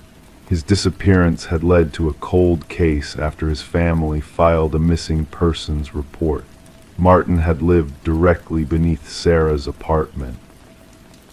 Detective Morris revisited Martin's disappearance. Neighbors recounted Martin's complaints about noises from the unit above his. He had confronted the occupant, a solitary man named Edward who kept to himself. Shortly after the confrontation, Martin vanished, and Edward departed the following month, leaving no forwarding details. Investigators delved into Edward's rental history, uncovering a pattern.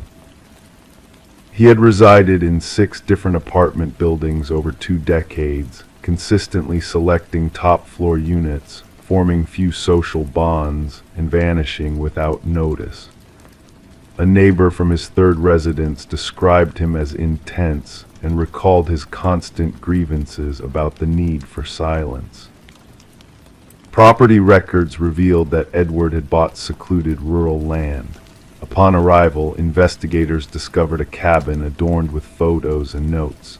Pictures of residents from various buildings, including Sarah Coleman and Martin Weaver, blueprints of ventilation systems and structural vulnerabilities, detailed logs detailing observations of the subjects and preservation of the habitat.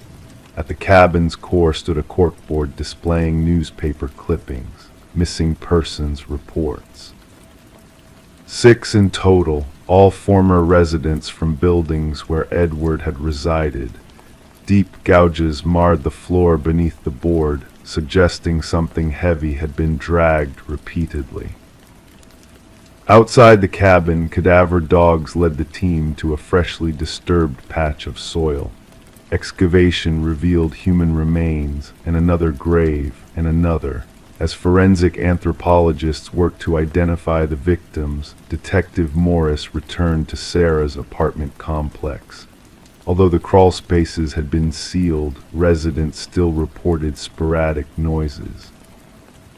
While installing new security systems, maintenance workers stumbled upon a peculiar find: a small notebook wedged in a corner where the ceiling met the wall in the hallway. The first page bore a single sentence: "They discovered my old haven, but not my new one."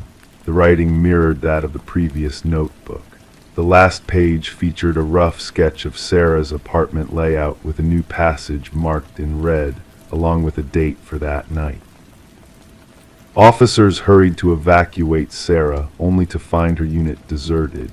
Her phone rested on the kitchen counter. Her television hummed softly. Her shower ran. In the bathroom, a message materialized on the steamed mirror, etched by a finger: "Look up." The ceiling panel above the shower had been removed. The manhunt for Edward, now identified as Edward Mercer, a former construction worker with expertise in renovations, persists. His understanding of building structures enabled him to construct a covert network of observation points and passageways. Thermal imaging scans of Sarah's building unveiled no signs of present habitation within the walls. Sarah Coleman remains unaccounted for, her case linked to similar vanishing acts across multiple states. Authorities cautioned apartment managers about unauthorized alterations in concealed spaces. The haunting image that lingers with Detective Morris isn't the graves, the journals, or the photos of unsuspecting residents. It's the notion of Sarah, night after night, hearing those footsteps above her in a unit with no upstairs neighbor. The footsteps that ceased when she rapped the ceiling, and then responded with a knock. At times, in the solitude of his home, Detective Morris gazes up at his ceiling, listening, waiting, pondering who else might be listening as well. Story 22. In the quiet stillness of an abandoned house, a phone sat on the dusty kitchen counter, its screen glowing faintly. It had made a call: 11 seconds of static, breathing, and 5 haunting words that pierced the silence. Detective Morgan Reed listened to the playback repeatedly, each time feeling a chill run down her spine. The voice on the other end belonged to Catherine Sullivan, a woman who had perished years ago in a tragic car accident.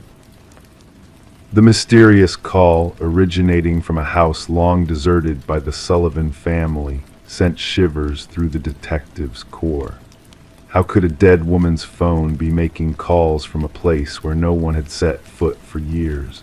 The evidence offered no clear answers, only more questions veiled in an eerie uncertainty. As Detective Reed delved deeper into the case alongside her partner, Detective Walsh, they uncovered a journal belonging to Catherine Sullivan. Within its pages lay a chilling narrative of a once-loving relationship turned toxic, of fear and desperation that had been hidden beneath a facade of normalcy. The truth began to unravel as the investigation led them to revisit the circumstances of Catherine's untimely demise. Mark Jennings, Catherine's former boyfriend, had been the initial suspect, his alibi crumbling under scrutiny as new evidence came to light. The buried phone, the deleted texts, the sinister shrine in Mark's apartment all pointed to a meticulously planned facade of innocence. Mark's twisted game of deception had spanned years, his manipulation extending beyond Catherine to other unsuspecting victims. But justice, though delayed, eventually caught up with him. His conviction for first-degree murder brought a sense of closure to Catherine's family, a vindication of the voice that had spoken from beyond the grave.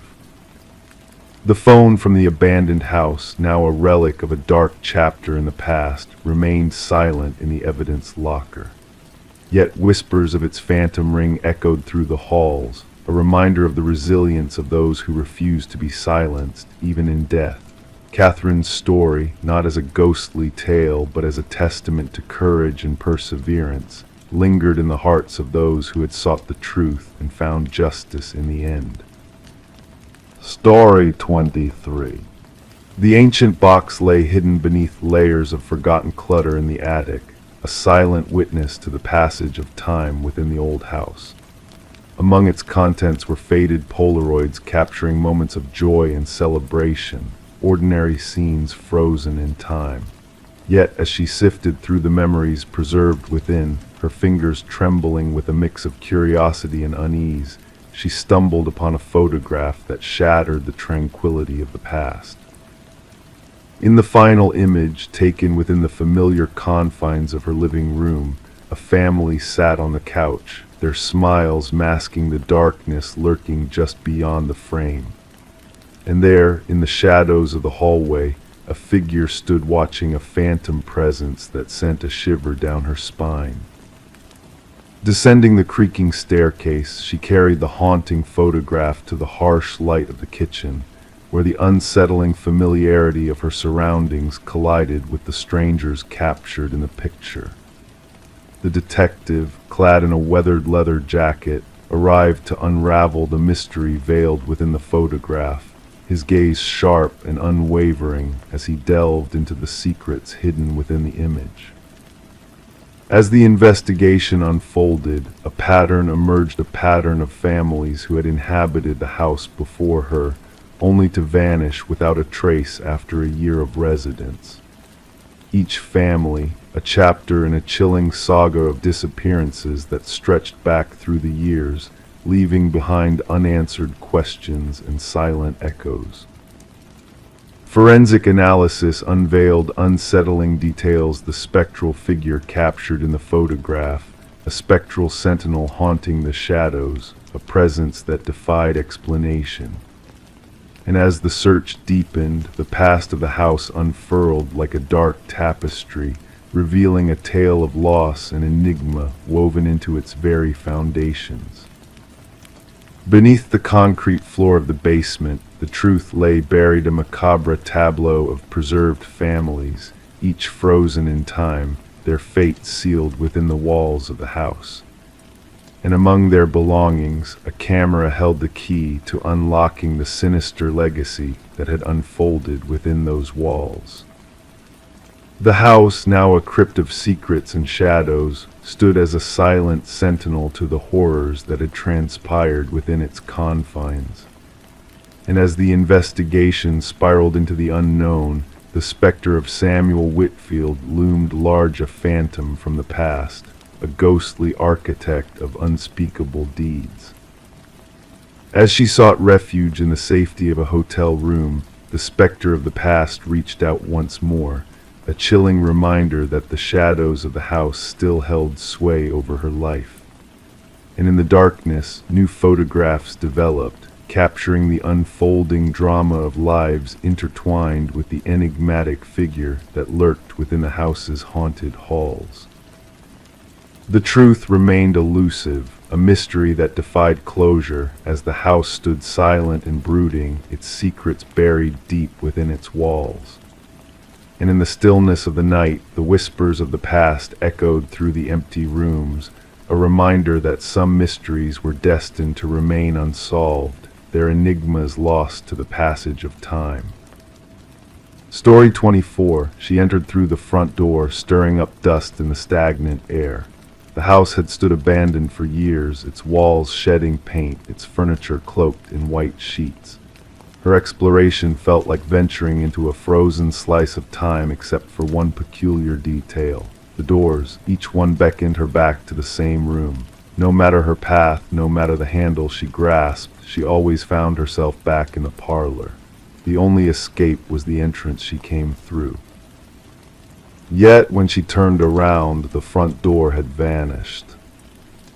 The revelation of Morgan Pierce's lifeless form elevated the forsaken Victorian from mere curiosity to a crime scene. Detective Sarah Lind lingered at the threshold, observing forensic experts glide through the dimness like specters. Among the locals, the house had garnered a reputation, the place where compasses spun wildly, where whispers of being watched circulated. Now it held secrets far weightier than mere folklore.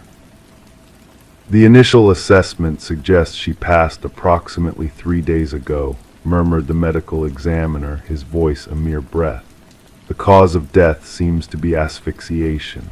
Morgan had been discovered seated in an antique chair in the parlor, her posture serene, hands folded in repose. No signs of struggle, no marks of defense. The scene exuded a haunting stillness that even seasoned investigators found disquieting. "Who stumbled upon the body?" Lind inquired, scanning her notes. "A real estate agent showing the property to potential buyers," her partner replied. They entered, glimpsed her seated there, mistaking her for a trespasser until they drew closer. Since the passing of its previous owner, Eleanor Blackwood, nearly 5 years back, the house had remained uninhabited.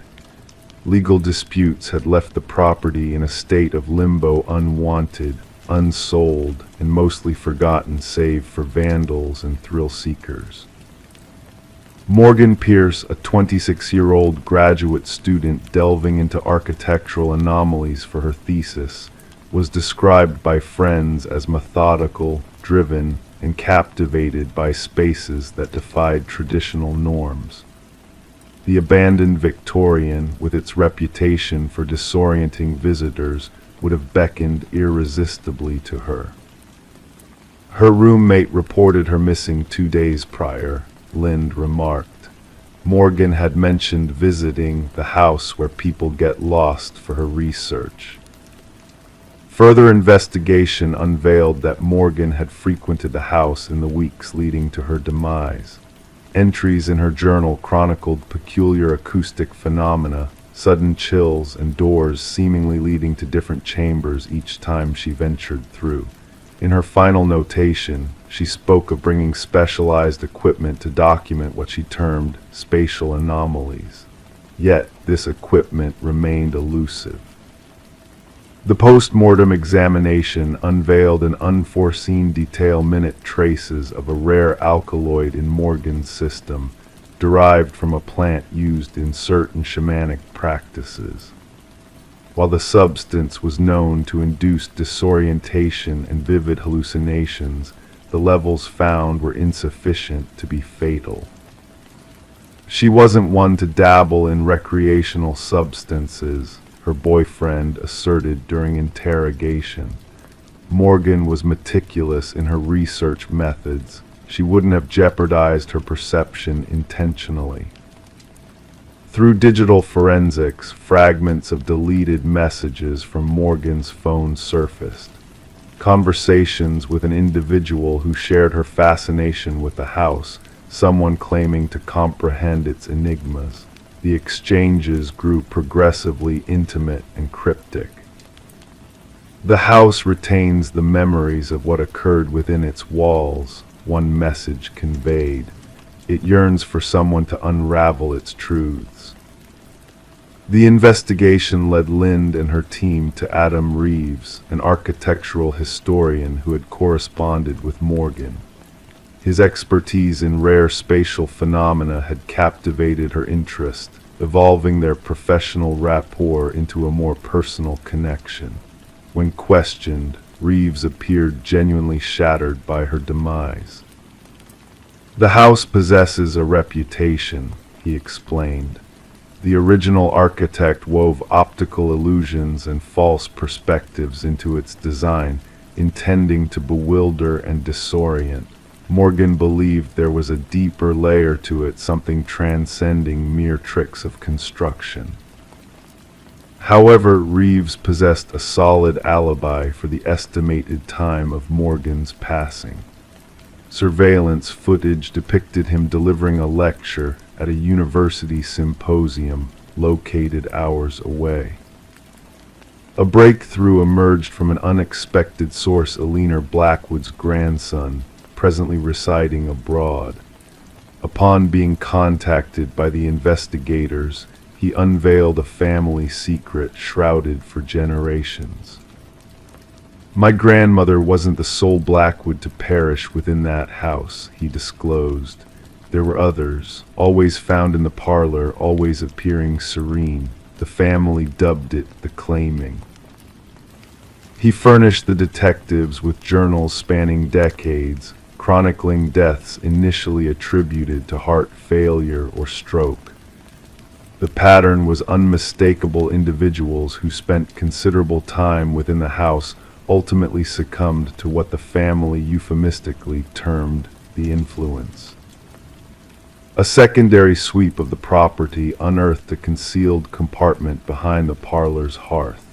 Within, investigators unearthed Morgan's missing equipment and an additional discovery: an alcove harboring artifacts from various indigenous cultures, arranged meticulously in a geometric formation. Nestled at the center rested a carved figurine, its features smoothed by generations of handling. Analysis identified the sculpture as depicting a deity associated with liminal spaces, thresholds between realms. Traces of the alkaloid found in Morgan's system were detected on the artifacts. The case took a fresh twist when dust-pattern forensics within the house hinted at another presence during Morgan's demise. Partial fingerprints, incongruent with Morgan's or any recognized visitors, were lifted from doorknobs throughout the residence. 3 weeks into the investigation, Adam Reeves was discovered lifeless in his abode. Mirroring Morgan, he was seated facing the entrance, countenance tranquil, with identical alkaloid traces in his system. Clutched in his hand was a key that matched no lock within his apartment, but slotted flawlessly into the concealed compartment in the Victorian. In his final missive, sent to himself as though preserving a testament, Reeves inscribed, "The house doesn't ensnare you physically, it ensnares your perception." Morgan was correct: the doors laid where they always have, yet something deceives you into believing you're retracing your steps. Once you grasp the truth, departure is within reach, but by then, departure holds no allure. The case lingers open, designated as suspicious deaths under scrutiny. The Victorian has since been condemned, access cordoned off by authorities. Nevertheless, whispers persist of lights flickering within on certain nights and of visitors who vanish within its walls. Some locals assert that the house seizes those who fathom its mysteries too profoundly. Others posit that Morgan and Reeves unearthed something potent and ancient, something existing within the interstices of conventional reality. The truth remains as elusive as an exit in a house where every door leads back to the commencement. Story 25. In the quiet stillness of the night, a new chapter unfurled within the walls of a Victorian-era home, where secrets lay dormant, waiting to be uncovered. Michael and Sarah Klein embarked on a journey they never imagined when they peeled back the layers of what seemed like mere wallpaper, only to reveal a story etched in ink, a story that whispered of mystery and tragedy. As the layers of time peeled away, a name emerged: Eleanor Winters, a name that danced across the wall in a frenzy of scribbles, each stroke telling a story of its own. It was a name that didn't belong to the past owners, a name that sent shivers down their spines as they delved deeper into its enigmatic presence. Curiosity ignited, Michael and Sarah delved into the shadows of the past, seeking answers in the digital expanse of the internet. And there, in the dim glow of their screen, they stumbled upon a solitary breadcrumb, a missing persons case from a bygone era, a case that bore a striking resemblance to the woman who had bid them farewell from the threshold of their newfound abode. Margaret Cavendish, with her silver-streaked dark hair and enigmatic eyes, had woven a tale that intertwined with the echoes of a leaner winters, a tale that transcended time itself. The walls of their home became a canvas, painted with the echoes of a lost soul desperate to be heard. As the night deepened, so did their resolve to unearth the truth that lay buried within the walls. Their once charming home now stood as a monument to the enigma that had unfolded before them, beckoning them to unravel its mysteries. With every passing hour, the lines between reality and illusion blurred, casting shadows of doubt upon their once idyllic existence. The past intertwined with the present, forging a bond that transcended the confines of time. Through nights filled with whispered conversations and days consumed by relentless investigation, Michael and Sarah found themselves ensnared in a web of deceit that spanned decades. The walls whispered secrets of a fractured mind, of identities intertwined in a dance of light and shadow. The truth, when it finally emerged, shattered the fragile facade they had constructed around them. Alina Winters, a name etched in ink and memory, found her voice in the depths of their home, a voice that echoed through the corridors of time. As the investigation unfolded, the boundaries between truth and fiction blurred, revealing a tale of obsession and betrayal that spanned generations. Alina's fate intertwined with that of Rebecca Eldridge, a name that bore the weight of a fractured soul seeking solace in the shadows. The walls bore witness to a tragedy that transcended the confines of their home, a tragedy that echoed through the annals of time, leaving behind a legacy of loss and redemption. And as the final pieces of the puzzle fell into place, Michael and Sarah stood on the threshold of their home, gazing out into the night with a newfound sense of understanding. The whispers of the walls had faded into the ether, leaving behind a sense of peace that enveloped them in its gentle embrace. In the stillness of the night, as the world slumbered peacefully, the echoes of a story long forgotten lingered in the air, a story that now rested in the hearts of those who dared to listen. And as sleep claimed them, the mystery of their home whispered lullabies of solace and closure, guiding them into the realm of dreams where shadows danced in harmony with light. Story 26. She yearned to refresh the nursery before her little one's arrival. The walls bore a soft, worn blue, a hue that harbored untold tales within its ancient layers. As she applied the first stroke of white paint, a hidden secret emerged, letters faint at first, then sharpening into clear view, a message etched beneath the surface. Don't let it hear you, her breath hitched. Stepping back, a sight caught her eye, tiny handprints imprinted in the fresh paint, too high for any child's reach. The revelation within the nursery of the Morgan household marked the genesis of what investigators would later dub the Whispering House case.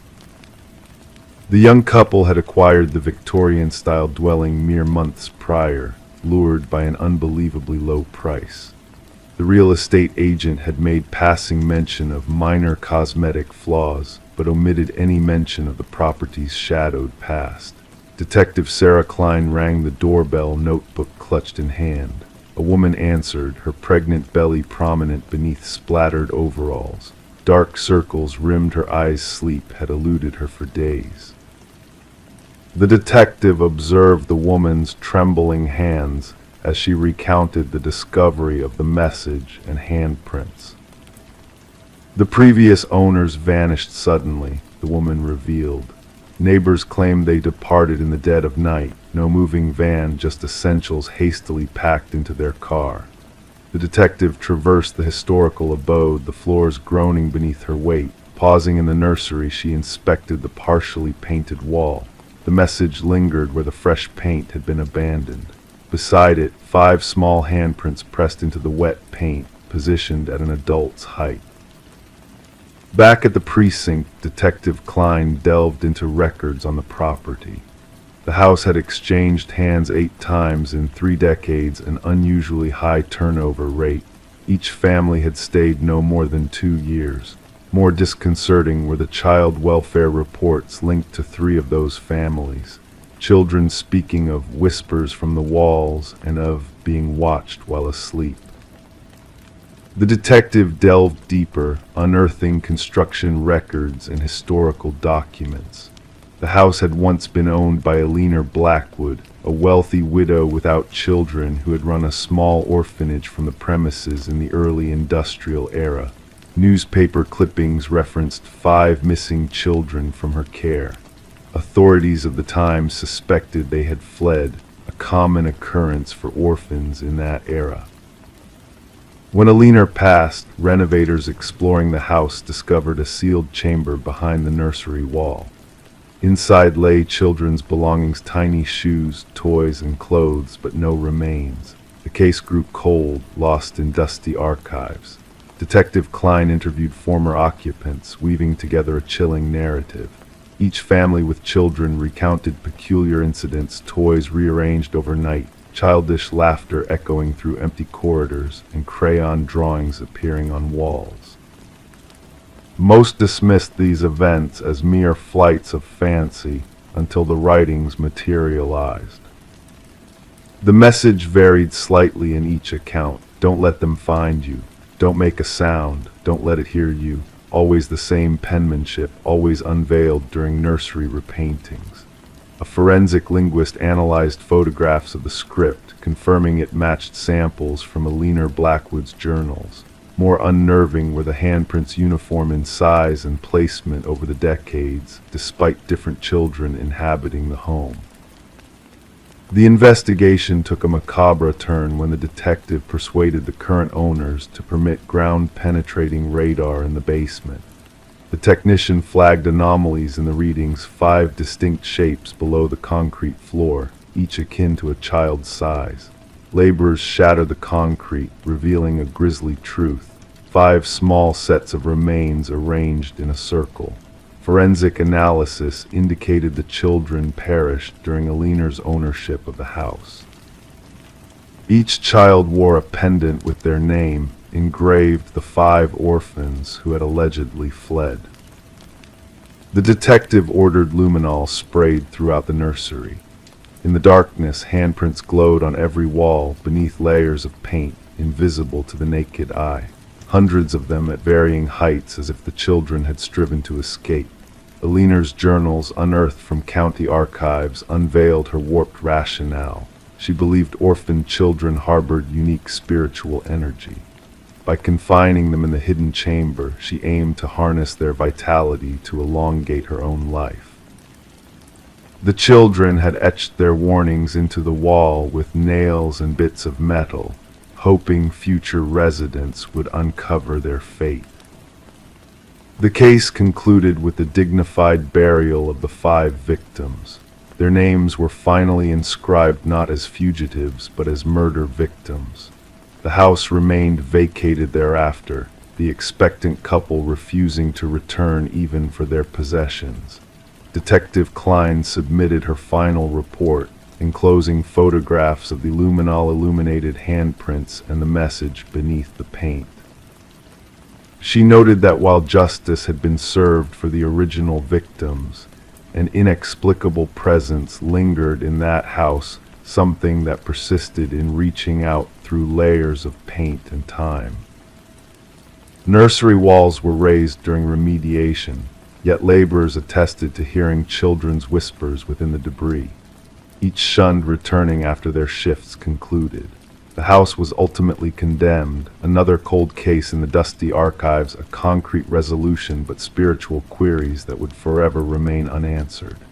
The detective retained one photo from the case, 5 luminol handprints aglow in the darkness, a haunting memento that some crimes leave imprints that no fresh paint can conceal. Story 27. In the heart of the city, there was a quaint coffee shop that held secrets beyond the steam rising from its cups. A man, a stranger to all yet a familiar presence, had made this place his sanctuary for years. His routine was as consistent as the morning sun, same table, same order, same contemplative silence. The barista recognized his face, a face that bore no name to the regular patrons.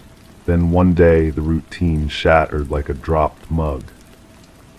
When the man failed to grace the coffee shop with his quiet presence, concern rippled through the familiar walls. Concern turned to bewilderment when the police investigated his usual spot and found a wallet abandoned, a silent witness to his absence. Inside the wallet lay a driver's license bearing a face but devoid of any identifying information, a blank canvas where a name should have painted itself. Detective Sarah Mercer delved into the mystery, her fingertips tracing the cold metal of the table as she scrutinized the perplexing security footage. The man, labeled John Doe in the enigmatic case files, appeared unassuming on the screen, a ghostly figure in the bustling coffee shop. His features were ordinary, his attire nondescript, a navy coat draped over his shoulders and a weathered messenger bag slung by his side. Nothing about him whispered of peculiarity, yet his vanishing act whispered of the extraordinary. "Play it again," Mercer instructed the tech specialist, her voice a whisper in the dimly lit room. The footage replayed the mundane moments of John's last appearance at the coffee shop. He entered amidst the morning rush, ordered his usual black coffee, and settled at his corner table, partially obscured by a leafy plant. There he sat, pen scratching against paper, eyes occasionally drifting to the outside world.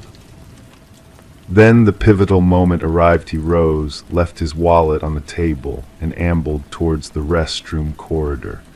But he never returned. He never exited through any door. He simply vanished into the shadows of the enigma. "Check the bathroom footage," Mercer urged, her eyes searching for a clue in the digital maze. He never stepped foot inside. The specialist's words hung in the air like a phantom's whisper. It's as if he evaporated into the ether. Back at the station, Mercer sifted through the remnants of the vanished man's life, a life that seemed to have left no tangible trace.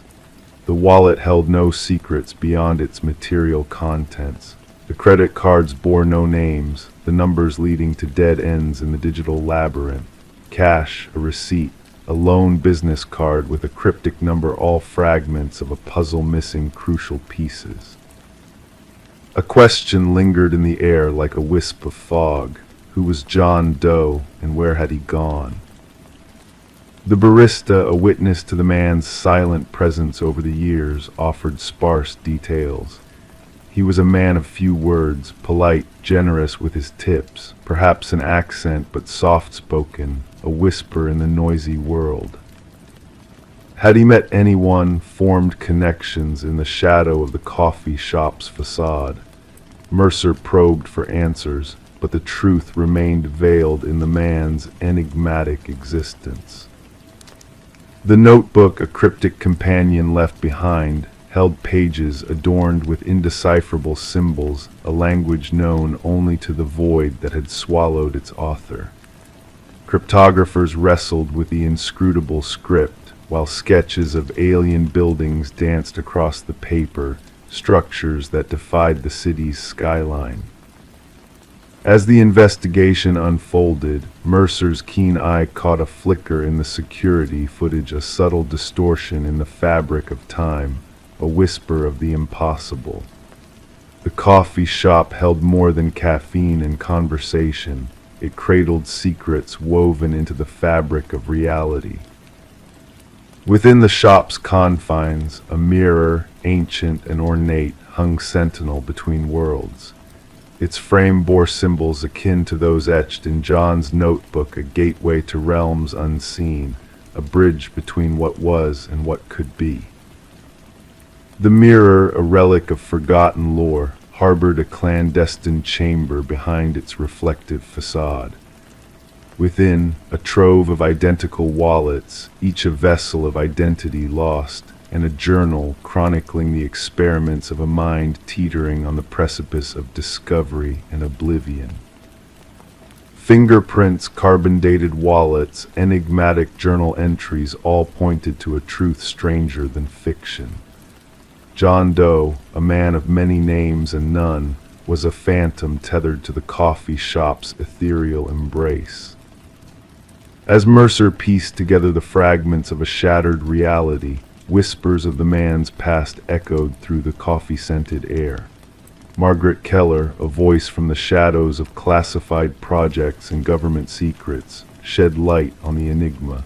Daniel Weston, a theoretical savant lost to the annals of time, had dared to breach the boundaries of existence itself.